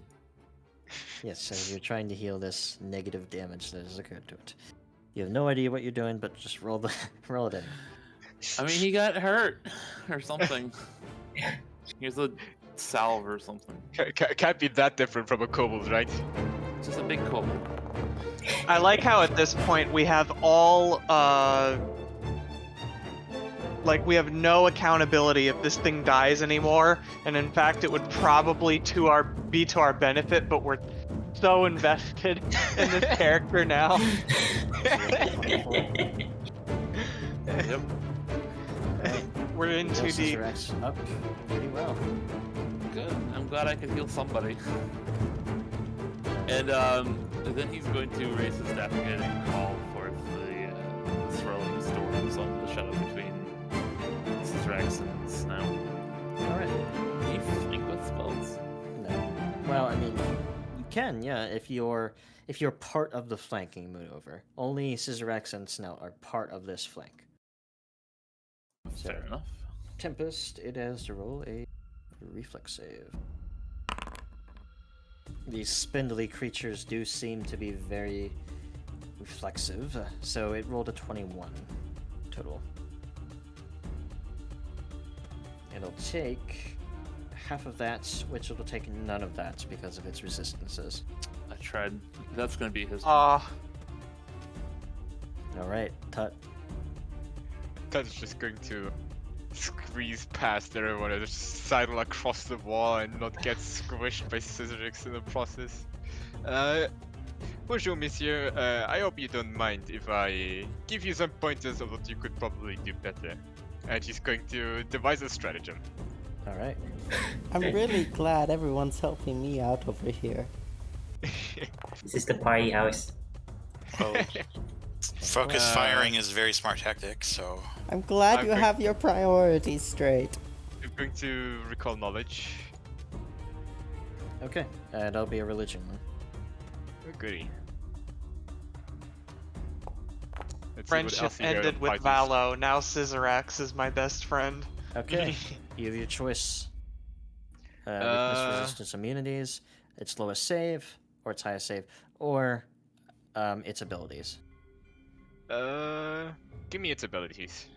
Alright, so obviously it steals shadows. You know these creatures as shadows. They are undead creatures that are very evil, and they form in the darkest corners of darkness. Of shadow and darkness. Everything's shadow and darkness here. So, they steal people's shadows themselves and seek to create more of their kind through stealing others' shadows. Oh, And if they steal enough of their shadow, they will create more of their kind. However, they are also very vulnerable to objects that are shedding magical light. Like a shield. Tut seems to remember a random thing someone told him at a party for some reason. So I may have remembered something about these weird things, and that seems to be, well, you shouldn't let them take your shadows, because that's how they, well, multiply, shall we say. So it's reproducing with the dragon right now. what kind of parties are you going to? I may have stumbled into a few cult parties in my time, but don't worry about it. They really do know how to celebrate. Anyway, armed with this new knowledge, Ted is going to bring down his cane at the head of this shadow. Alright, your stratagem hit, so roll for damage. Oh, nice, it hit. I wasn't expecting that, all things considered, but hey. Am I stupid? There we are. Alright, so as you strike into this creature, you realize that there's nowhere good to strike. These creatures are immune to precision damage, so your precision 1d6 is gone off of that, so it is 5 damage or 6 damage total, reduced to 1 damage because of resistances. Yes. Oh my god. That was rather a pathetic strike. Tut looks rather proud of himself before realizing just how effective that strike was. Miklo, you're up. Cool. And I'll say for purposes, he also imparted the knowledge about the light. Yeah, obviously. The objects shedding light, being vulnerable to those.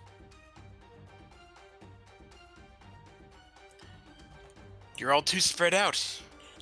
Need to stay near me, or can't move. Calls Miklo.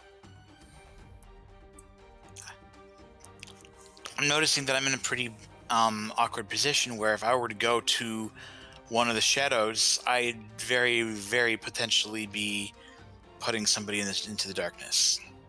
So that's a thing. So What's your plan?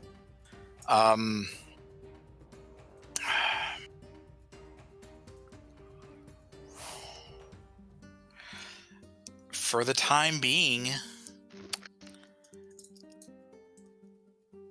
since Miklo doesn't really feel like he has much choice and not in a good position to be able to move himself,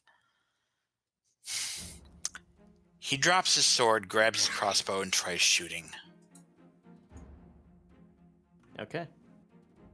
I don't know if I have a decent line of You can. of It's fine. to the one on the right. It's fine. Roll. Okay. Your corner goes to its corner. You can see it. Go for it.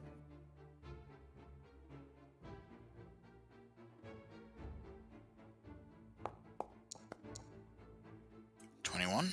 That'll hit. Roll the damage. Hope there is damage. Oh, No damage. As Oh. it just goes right through the shadow, nothing really purchased against it. Anything else? no, that's it. It ain't All right. much, but it's honest work. Scissorex, frustrated that his poison did nothing to these creatures, is just going to start swinging at them. First with his jaws. That'll miss. And now with a Draconic Frenzy. Bunch of multiple attack penalties. Actually hits because of flanking, so. That'll be 13 damage reduced by 5 to 8. As this creature is nearly destroyed. Just like Locus, seeming to be guttering like a flame that's about to go out. And another attack. That'll actually hit too. Wow, okay. He's doing very well with his rolls, even at a multiple attack penalty -10. And it is killed by that second attack. As he rips and tears through this thing. Rip and tear. And its shadow returns to it as it dies. So it is no longer enfeebled. It's going to start heading over in this direction, but not really get very far. Vallo, your turn. With something stirring up in Vallo, he casts Dragon Claw. Okay. And then I'm going to make 2 attacks. Go for it.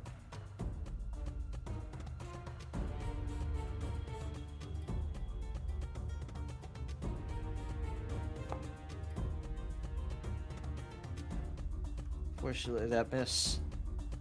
Okay, another attack. Alright, multiple attack penalty.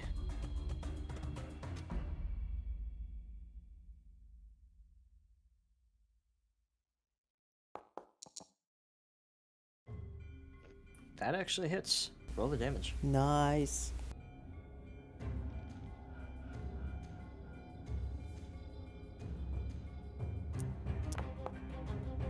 Wait, does Magic Feign increase the damage die of my... It does. Okay, I thought that since it has 1d4 and 1d6, it would not increase it. It will increase the base 1d4, so 2d4. So... But you don't have Magic Fang up, so 7 No, I don't. damage. Reduced by a little bit. So it's just going to be 2 damage as you rake into it. There's not much to rake into in the first place. Just trying to get some acidic burns in there. As it is going to return fire, it rolls a 24 hits. First attack. Damage is going to be 10 on you. And it's going to roll a second attack.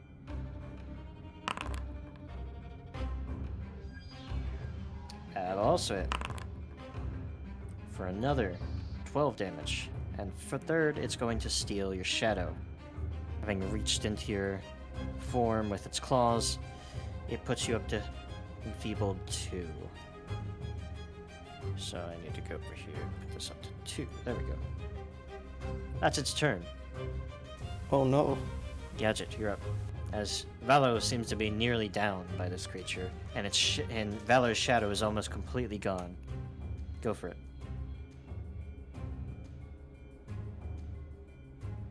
Gadget. Oh boy. Let's Yeah, see. yeah. I'm going to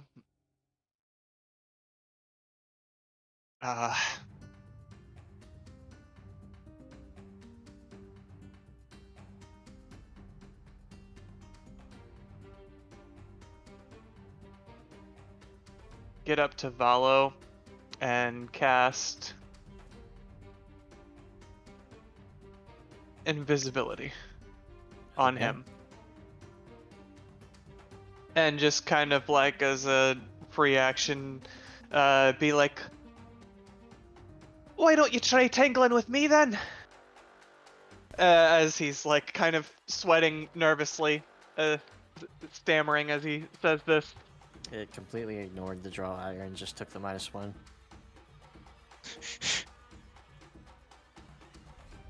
Is that your turn? Yeah. Okay. Get Snout. All right. Snout darts around the battlefield, quick as a bullet, making one stride up to here, and then making a sudden charge all the way to the other side of the creature in an attempt to flank it with Vallo. All right. Let's get there. Roll the attack. Or tangle with me instead.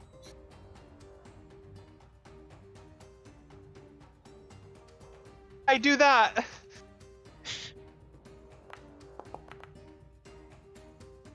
Oh. Unfortunately, that's a low roll. It's gonna miss. As you come around, its form is wavering. It's too hard to hit. That's it for his turn. Kevak. So, unfortunately, there's not much that Kevak can do for Vallo. What he can do is conjure more lightning towards the shadow, and that's what he's going to. That would do a lot for me.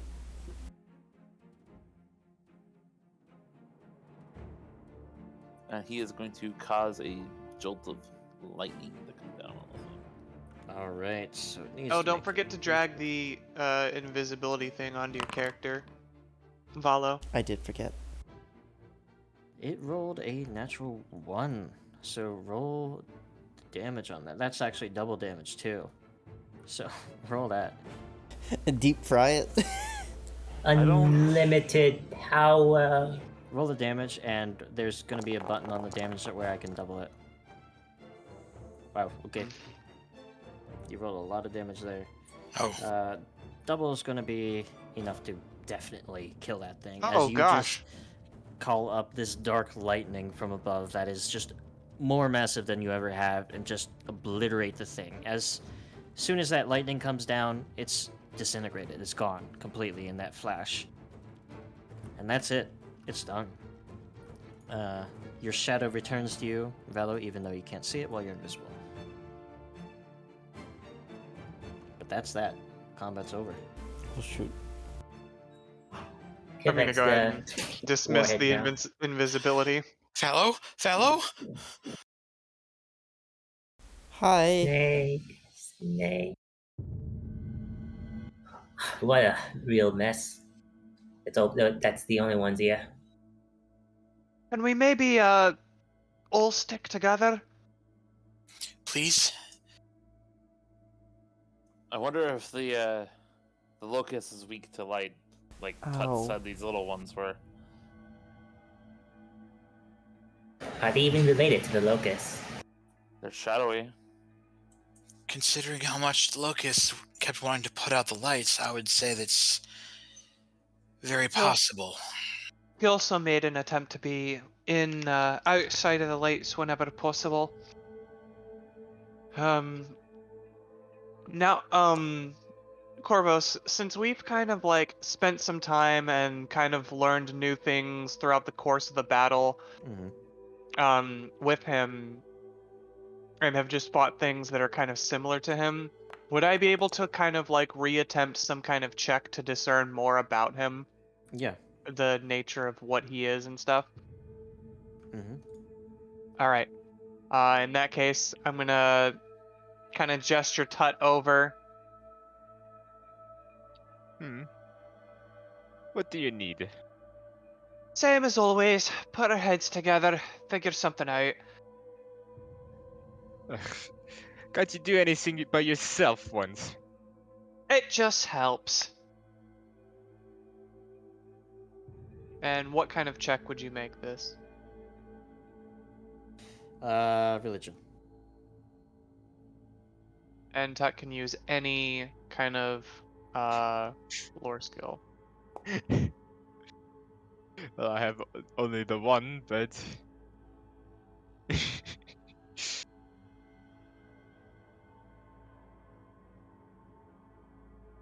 All right, so Tut's worked, even though somehow genealogy is weird. I know who your mother is, Shadow.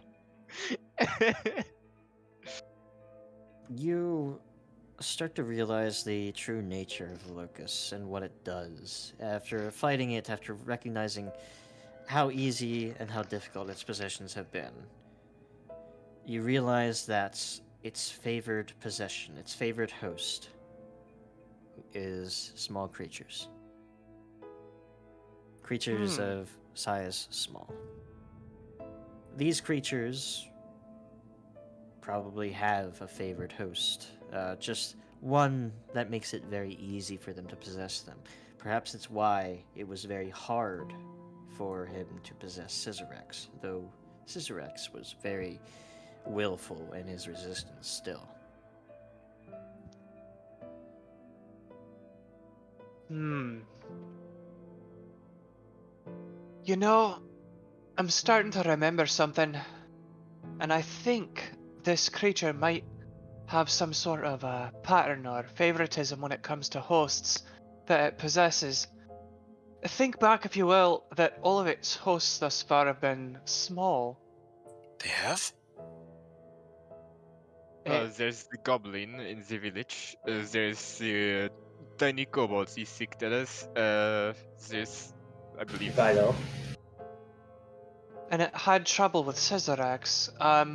Kevak, you've never been possessed by this before, right? Of course not.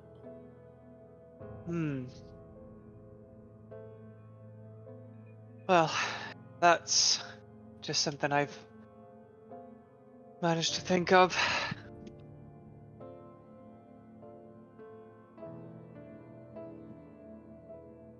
In any case, I imagine we still have some, One more thing. Hmm? One more thing. If it critically fails, or the possession target critically succeeds, it cannot possess another creature for a day. Oh! That's good. Oh, That Interesting. that would That- explain some things. Wow. That Scissorex. That definitely changes things. He would relay that too. I'm not sure how to translate that to in-character speak. I don't know how to convey a critical success effect or whatever. Somebody who's very strong-willed rejects it so hard it has what's called exorcism vulnerability. It is Okay. weakened by creatures of strong will who reject it so viciously. That's how you can explain it. Okay. So Scissorex's valorous resistance to this thing made it unable to do its thing again. Well, is that funny? Very convenient is what it is, because it would have probably body hopped between all of us and made things a lot more difficult. That means Scissorax is right. This is our only opportunity. Sounds almost pathetic of it. Well, we mustn't delay, but let's also not go into any of the buildings. Let's go. Scissorex stomps off. Kevak is going to follow. He wants to stay in the light. Yeah. I want everybody to stay together, please. As you guys Scissorex continue to is gone. travel through this village, smartly avoiding the insides of these buildings, some of you who are more perceptive do see shadows at the corners of your eyes, but only within these buildings as you walk past them. You guys begin to see, as you continue along, around a corner near a well, a large runic circle placed on the ground, with Tuck sort of in a stupor standing in the middle of it, with Locus in his sputtering, pathetic state, much less dangerous to you than before, standing before him. So I'm going to move you guys up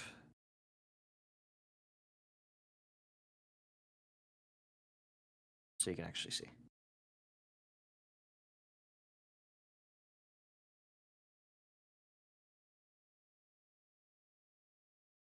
You see the long claw-like hands wrapping across Tuck's shoulder. Tuck seemingly just in a daze in the center of this circle. That dragon's will. Your insistent crusade. It has led us here. You have nothing to bargain with. I Give- have this kobold's life. You make a single move against me, and I will slit its throat. I'm afraid to pop that bubble, but I believe the dear dragon was very willing to ditch the kobold in favor of a lighter travels earlier. So what's to say if that this kobold is a bargaining chip? It may not be to the dragon, but your sense of justice, of good, wouldn't let you just sacrifice this creature's life to end mine. And something else you guys are noticing. As you stand here, you're at the back of this gully. Any further is just cliffs. But one space intrigues you. There's this cutout space in the rock where it's lined with shadows. Like it's burning almost with shadows. This doorway to stone, to nothing. Seemingly, somehow, has some energy to it. So what will you do? I will take my leave, and you'll have your kobold. Snout just looks at Miklo. Will you leave us alone if we leave you alone? Tut is going to like pull Valor aside. What are you doing? Stop bargaining with the demon. We don't trade lives. We shouldn't. And what makes you think he's going to keep his end of the bargain? It's a demon for Seeker's sake. I know. But his life is on the line. Tut is going to sigh heavily and just going to back off again.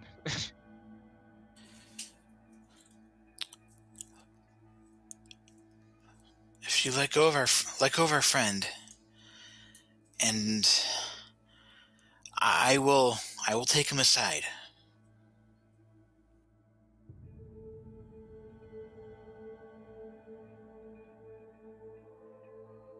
You must leave, then. Leave this island to me. There is a way for you to be out. And he casts his eyes towards the gate behind him, the gate of stone. Therein lies what I've been working on for so very long. Just a few more souls. And I will be out of here. Free from this island. If I may, really quick, sorry. Mhm. I have a thing I've been carrying around. Tut will try to discreetly imbibe it. Roll a stealth check. Alright.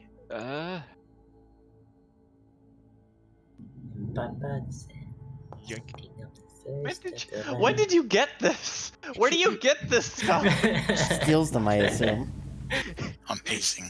He He bought had them all at this- Bob's, but he felt like it. He had all this stuff and he's still behind on payments. You feel like he didn't notice, at the very least. Or he doesn't care to notice. Yeah, he's also going to try and see how much of it is truthful that he's saying. Alright. I believe there's an action that is sense motive or something like that. Sense motive, in fact, yes. All right, perception check for you compared to the deception of the creature. Deception DC. So roll your. It's a secret check. Perception, it says. So change your roll thing, like the drop down menu on the chat, to blind GM roll. Yep. So it'll only send it to me. And roll the perception. Okay, can I make a diplomacy check? And I want to use these very specific words.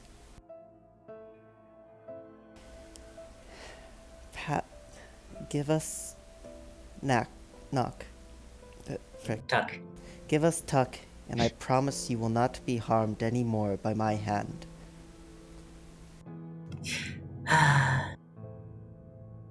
Well, roll diplomacy. Tut, you have no idea.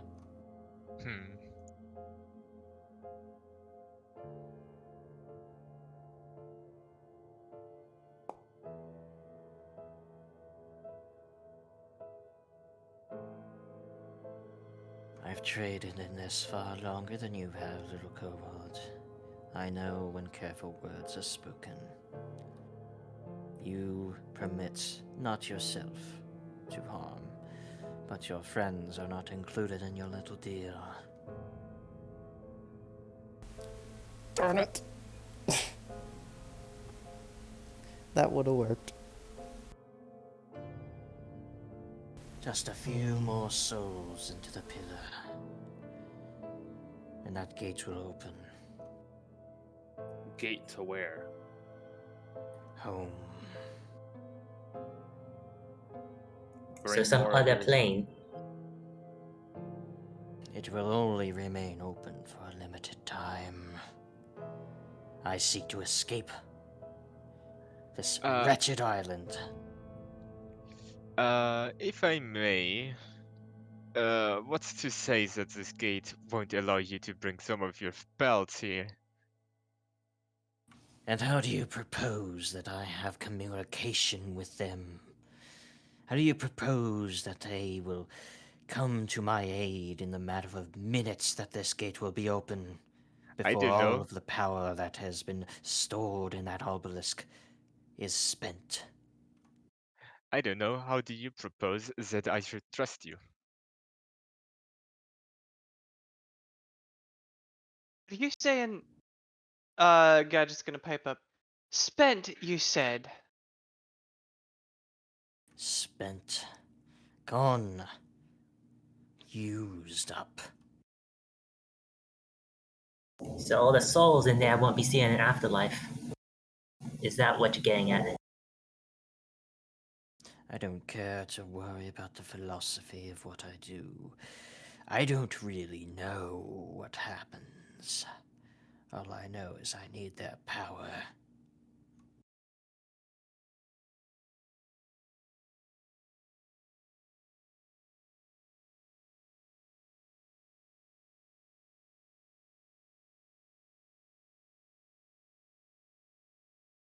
Or perhaps you need their power. Say that you kill me. Say that you risk the life of this kobold. Say that this all ends now. Where do you go? You're still here. You're still trapped. For months, years. This is your only way out. What makes you think we want to go to your world?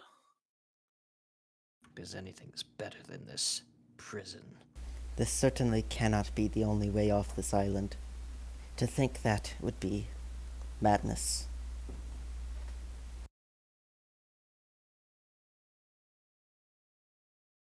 You've not been here for a century.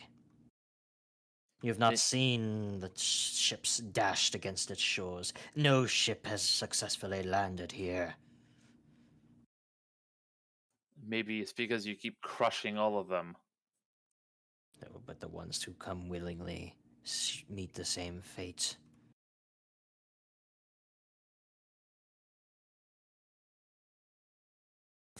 So you're not responsible for people being trapped here? Some of them do need a little bit of coaxing, but others have come of their own volition, seeking treasure just like yourselves. That's not what I mean. I'm referring to the inability of people to leave, allegedly. That's not your doing? I do not keep them here. It's the island itself.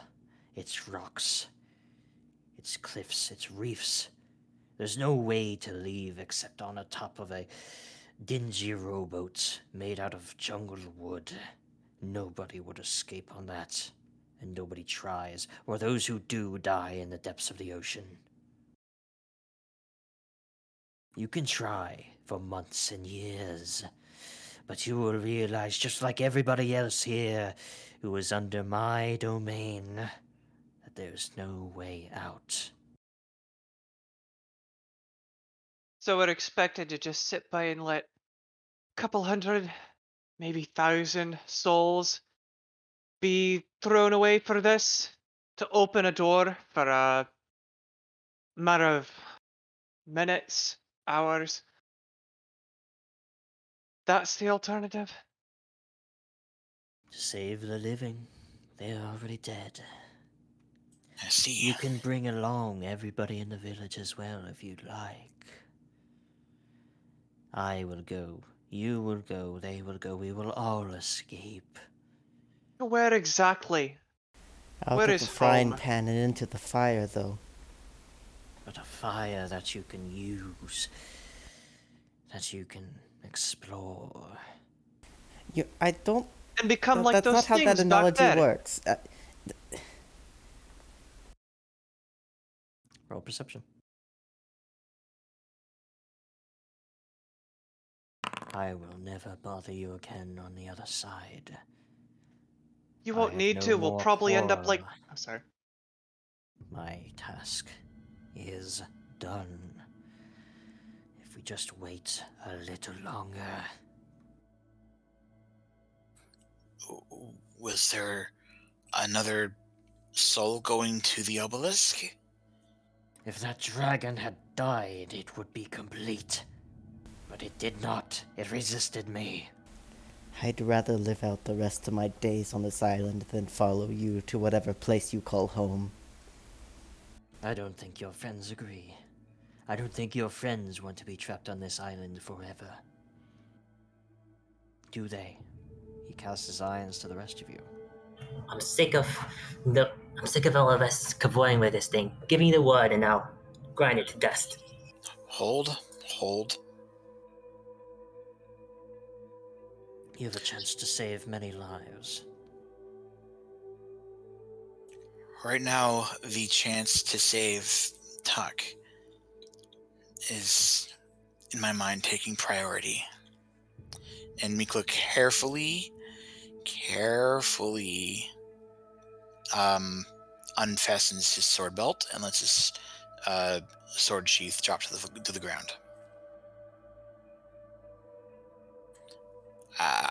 I want to approach. My sword's down there. For what reason do you have to reproach? We are speaking just fine. So I can take Tuck away and leave you.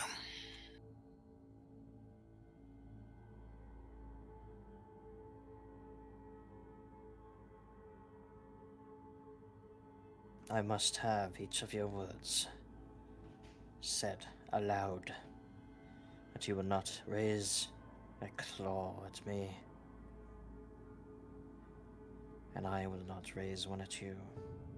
We will wait for this portal to open, and we will leave. All of us. We will find our own ways home, and not be trapped here. Do I have your words? I will not lay a claw on you, you fiend.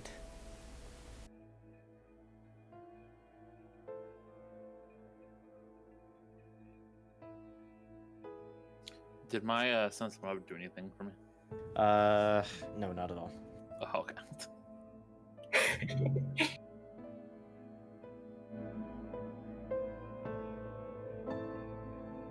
the rest of you.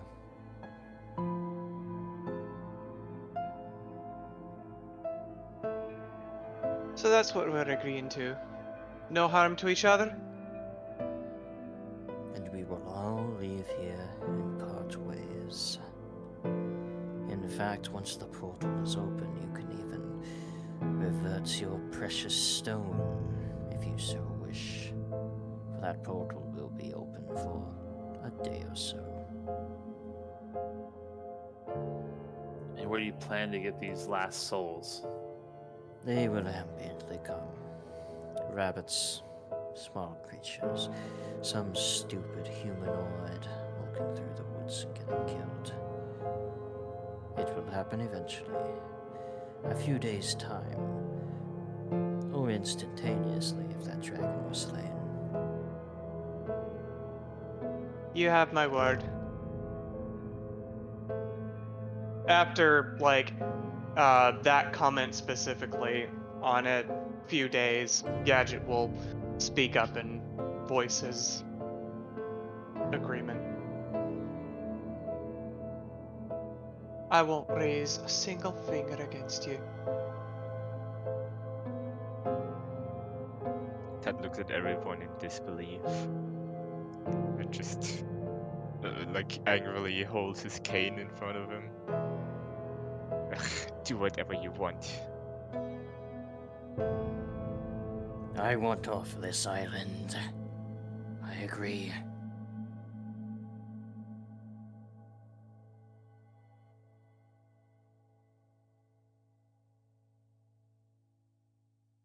We haven't heard from a few of you still. Like Miklo.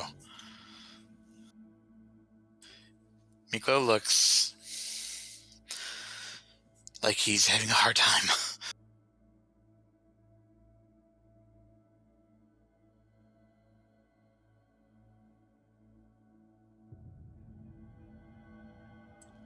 He kind of glances back at the others, kind of shaking a little. Takes a very deep breath and says,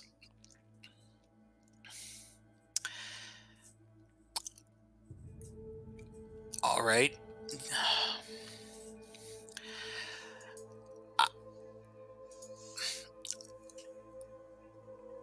I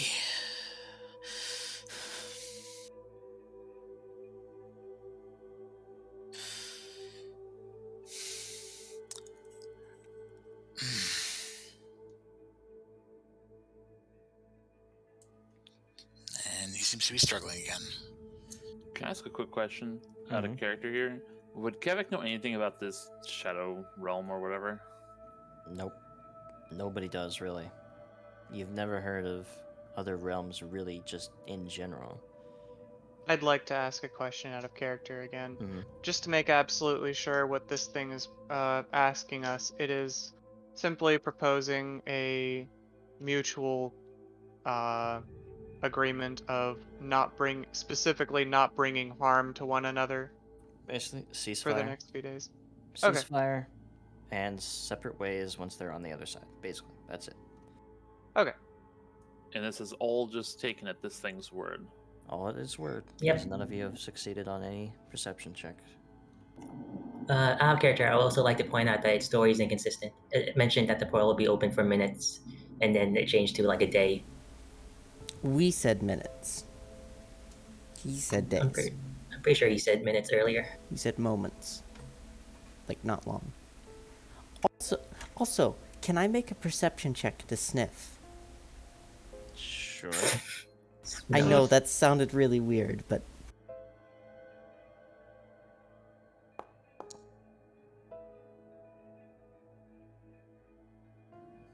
You sniff the air. It smells damp and musty, but nothing out of the ordinary.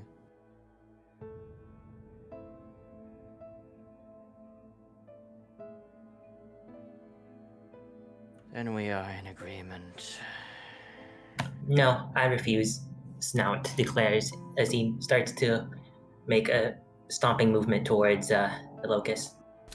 Okay, so can I cast calm emotions on Snout. Jesus Christ, dude. Do so, and as Locus sees this, he tightens his grip on the kobold. Roll your will save, Snout.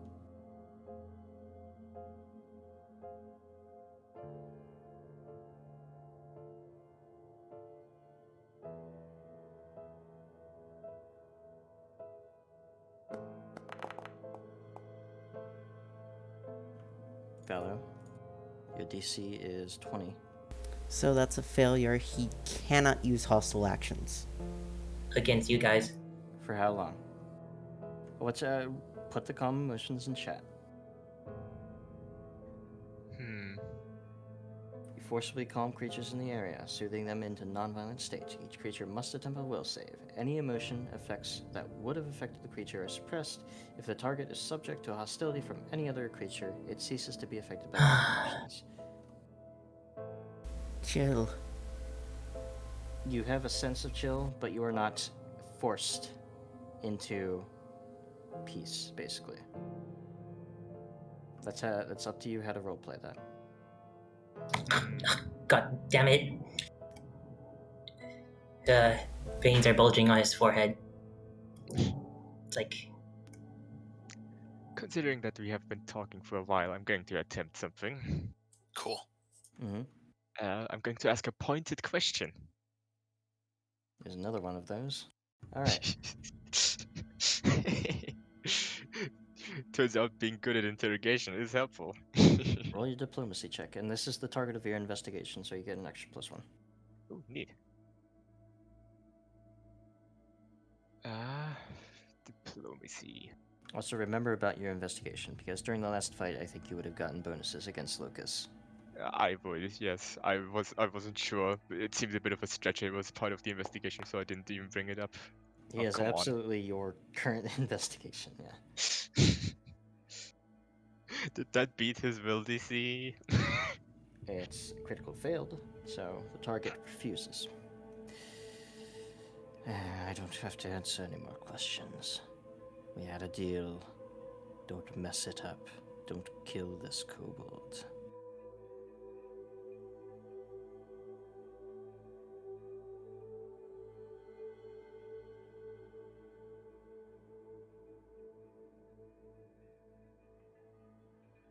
You guys do notice that Locus is still in his sputtering state.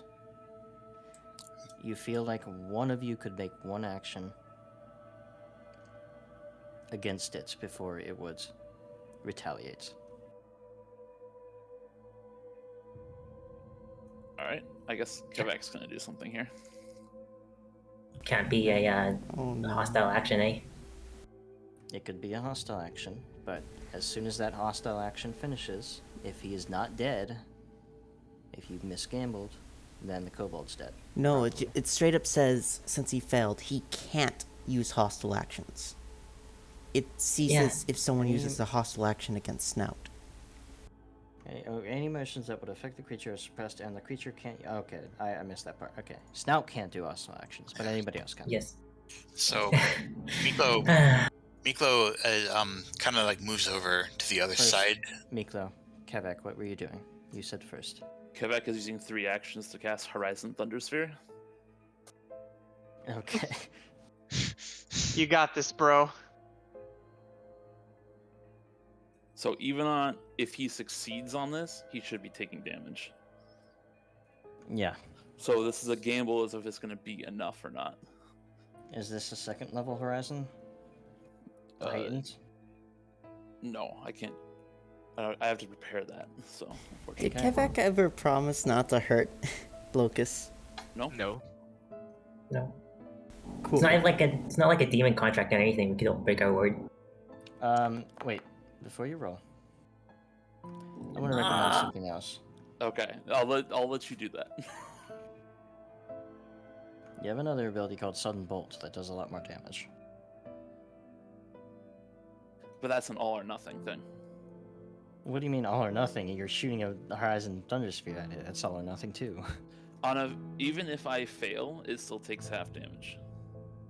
Sudden Bolt is also half damage. I was wrong about basic reflex saves earlier. They can take half damage even if they succeed. If they critical succeed, they do fail. Locus looks weakened right now. His abilities are reduced. He shouldn't be dead right now. There we go. So, your best option is the Thunder. You hit a lot of damage on that, and you're the biggest hitter in the party. So if that's what you want to do it. Yep, Kevak does want to do something here, because if this guy gets released out into the world, it's just going to be more of an issue. So cast- what? Sorry, Wait, Snout? so what exactly is the situation with Tuck and the Locus? Is it like a grapple? He is grappling it. For narrative purposes, he is going to kill him as soon as anybody tries to... Hey. Oh, sorry. Go ahead. After the damage of what one person tries. He Hey, can be quick faster, question. but yes, go ahead. I know narratively that he's like killing him, but wink wink, does it count as an attack roll against the kobold? Yes, but the kobold is paralyzed, so it's going to be automatically hit. Damn it. Okay, well, I mean, 'cause it's still I the way just it got a is. focus point back. If... Oh, well, yes, it would be an attack roll, technically. Actually, looking at paralyzed. But you have to wonder how you can prevent him from dying from the damage Yeah, I he's going to know. take, but that would be an interesting way to use it, so... As Kevak makes this call to the sky, Locus is going to make a reflex saving throw.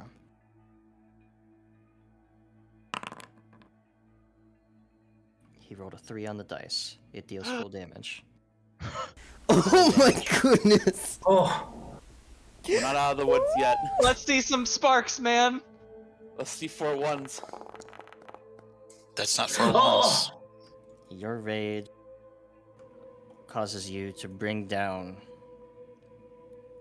some of Rikar's wrath on this creature. You call out to Rikar in this moment to just smite this creature, even though you have sworn him off. In this one moment, you need that much power. And as you do so, it reduces some of it, but that's enough to kill it, as it was at 11 health after the last encounter.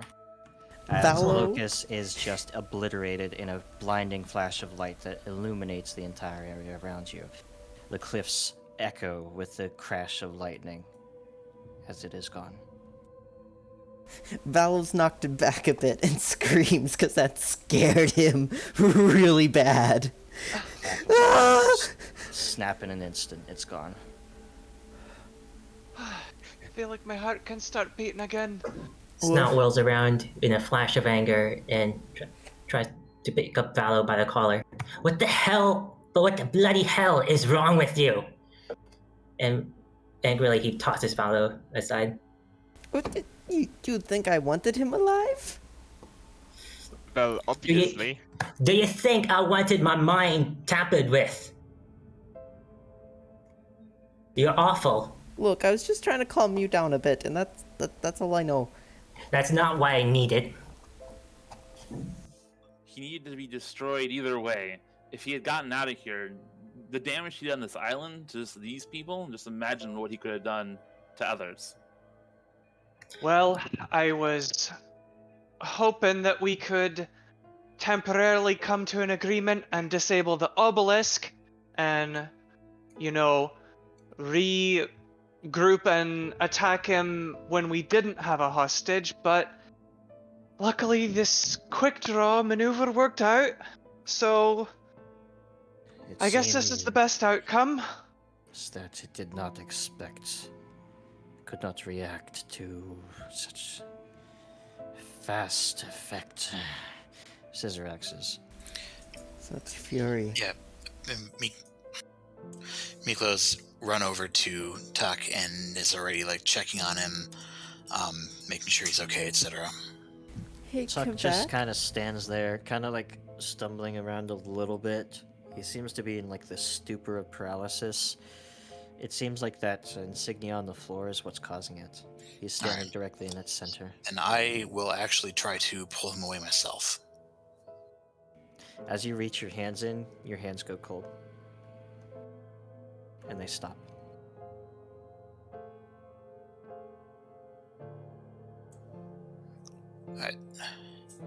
I'm having some trouble. Something about this thing that he's standing on. Gadget. Yeah, I heard. Let me, wait, no, I didn't hear, because the DM was saying that. Never mind. Yeah. You, as you're walking up, you can roll an Arcana check.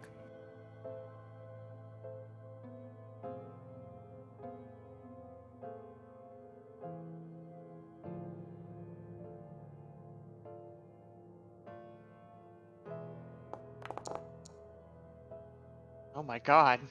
You recognize this as an arcane binding circle. You know, usually used for trapping dangerous magical creatures. It seems to have been restructured by the Locus just to keep Tuck where he's at. And you know that's just like brushing it out, like just scraping the lines will immediately probably destroy the whole magical thing. Gadget's gonna stand there for a second, cupping his chin, and then just kick the dirt. And both Miklo's arms and Tuck just kind of stumble forward a little bit, free from the effect of the magic. Oh. Snout Okay. could have sold that one. Good. Well, I didn't solve it, so I mean, I'm smarter than him. I can't do much solving if someone else thinks they can do whatever they want with my brain. Vallo made the right call. All of us survived, including Tuck. You have to be happy about that. No, I refuse. Does he think he's better than all of us? Me? I think we can discuss this later when we've had our heads cooled down. Preferably not with magic. We still have the Yeah. gate. The gate. As Dragon turns towards it. Well, to Might do be a anything good about way that... to- Sorry. It may be a good way to leave still. There's no way to know where that What will actually cost? take us. It is better, in my eyes, to go in that direction than to waste away here. Think about it for a second, Big Green. Look at all these creatures we've seen around here. One of them was trying to take your shadow. They were things once that weren't shadows. What do you think will happen if you go into that place? The Locus certainly didn't seem to care about our threat once we went to the other side. Why do you think that might be? Are you willing to risk it? No, To it risk sounds turning into one of those? it's a trap. No. Are you willing to risk staying here? Wasting away your months and years? I'm not. We've made friends here that might be able to assist us in getting off this place. And didn't Locus... I don't know whether or not he was fibbing, but he mentioned a kind of raft that could escape this island. No, he didn't say that. The Jins... He talked about a raft, saying how you can't get off with a raft. Yeah, he was talking about like making a boat People out of jungle trying wood to and make trying it to get out and that way, dying which trying is to do it. certainly a really bad idea. Scissorak, think about it like this. You've grown a lot in the past few days alone. I doubt it will take more than a few months for you to grow large enough to carry yourself, your treasure, and all three of your kobolds off this island. Not precisely. It will take a little bit longer than that. Years. I am still young.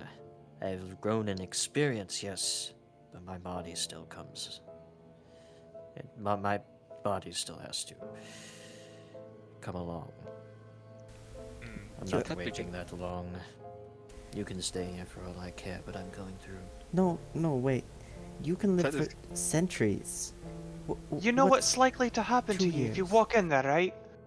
What do you know about a place like that? What do you really know? None of us know anything about it. It could be just fine. It could be just the way we need to get out of here. It could be With- connected to other places here on this plane. You have no idea. So And I'm willing to take a risk. Given the cost to open this gate, how can we be sure there's another one open somewhere else? Again, you just don't know. With that, How much about this Oh. well do you know? Can Really? I roll a religion check? How much do you know about actually, the just places where the Seekers have created besides this place? Besides This is one of place. those. This is certainly one of those.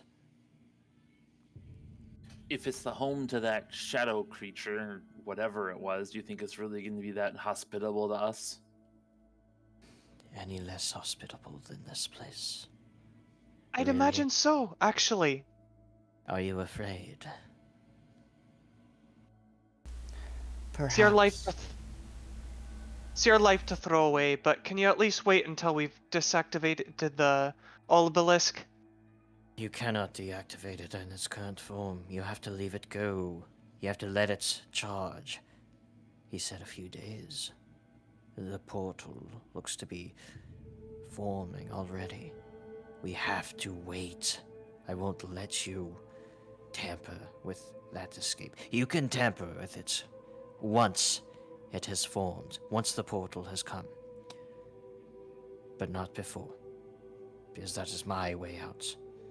I don't care about this damned treasure. I don't care about these damn kobolds for all I care. I'm tired of this place and I need to leave now. You should care. These kobolds have put their lives on the line for you. They're your responsibility now. So you abandoned all obligation to them? All responsibility I've for them? never had an obligation to these followers. A ruler is not obligated to their subjects. The subjects are obligated to their ruler. Without these kobolds, you would never be alive.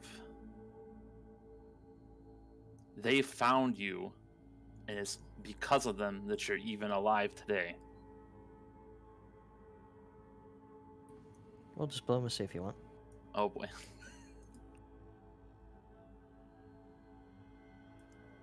Here comes the one.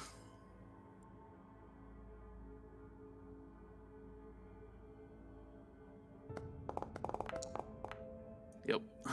Nailed it. I care little for it. But right now, I'm tired, and so are you, I imagine. Let us rest, and we will discuss this further. That's probably for the best. Bit And of that's rest. where we're going to end tonight's session. Yeah. All right.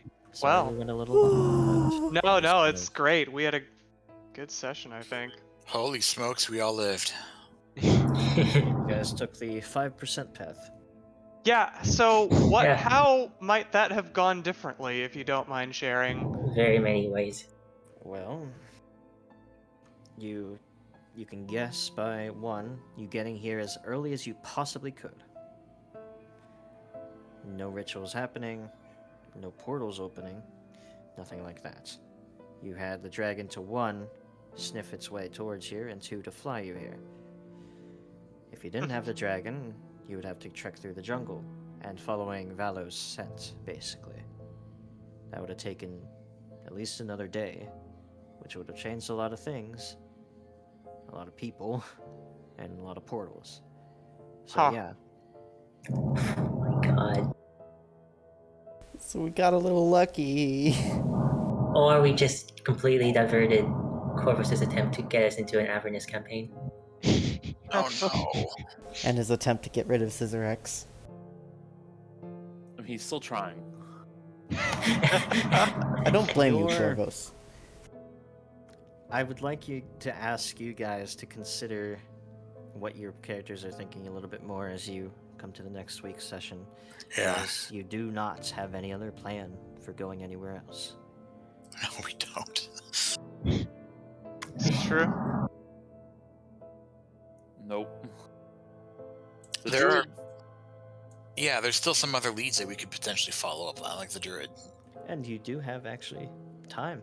Since the dragon didn't die, the portal's going to be not up for probably a while because of what you've been told about how it's powered up. So If the druids got here, maybe they know a way to leave.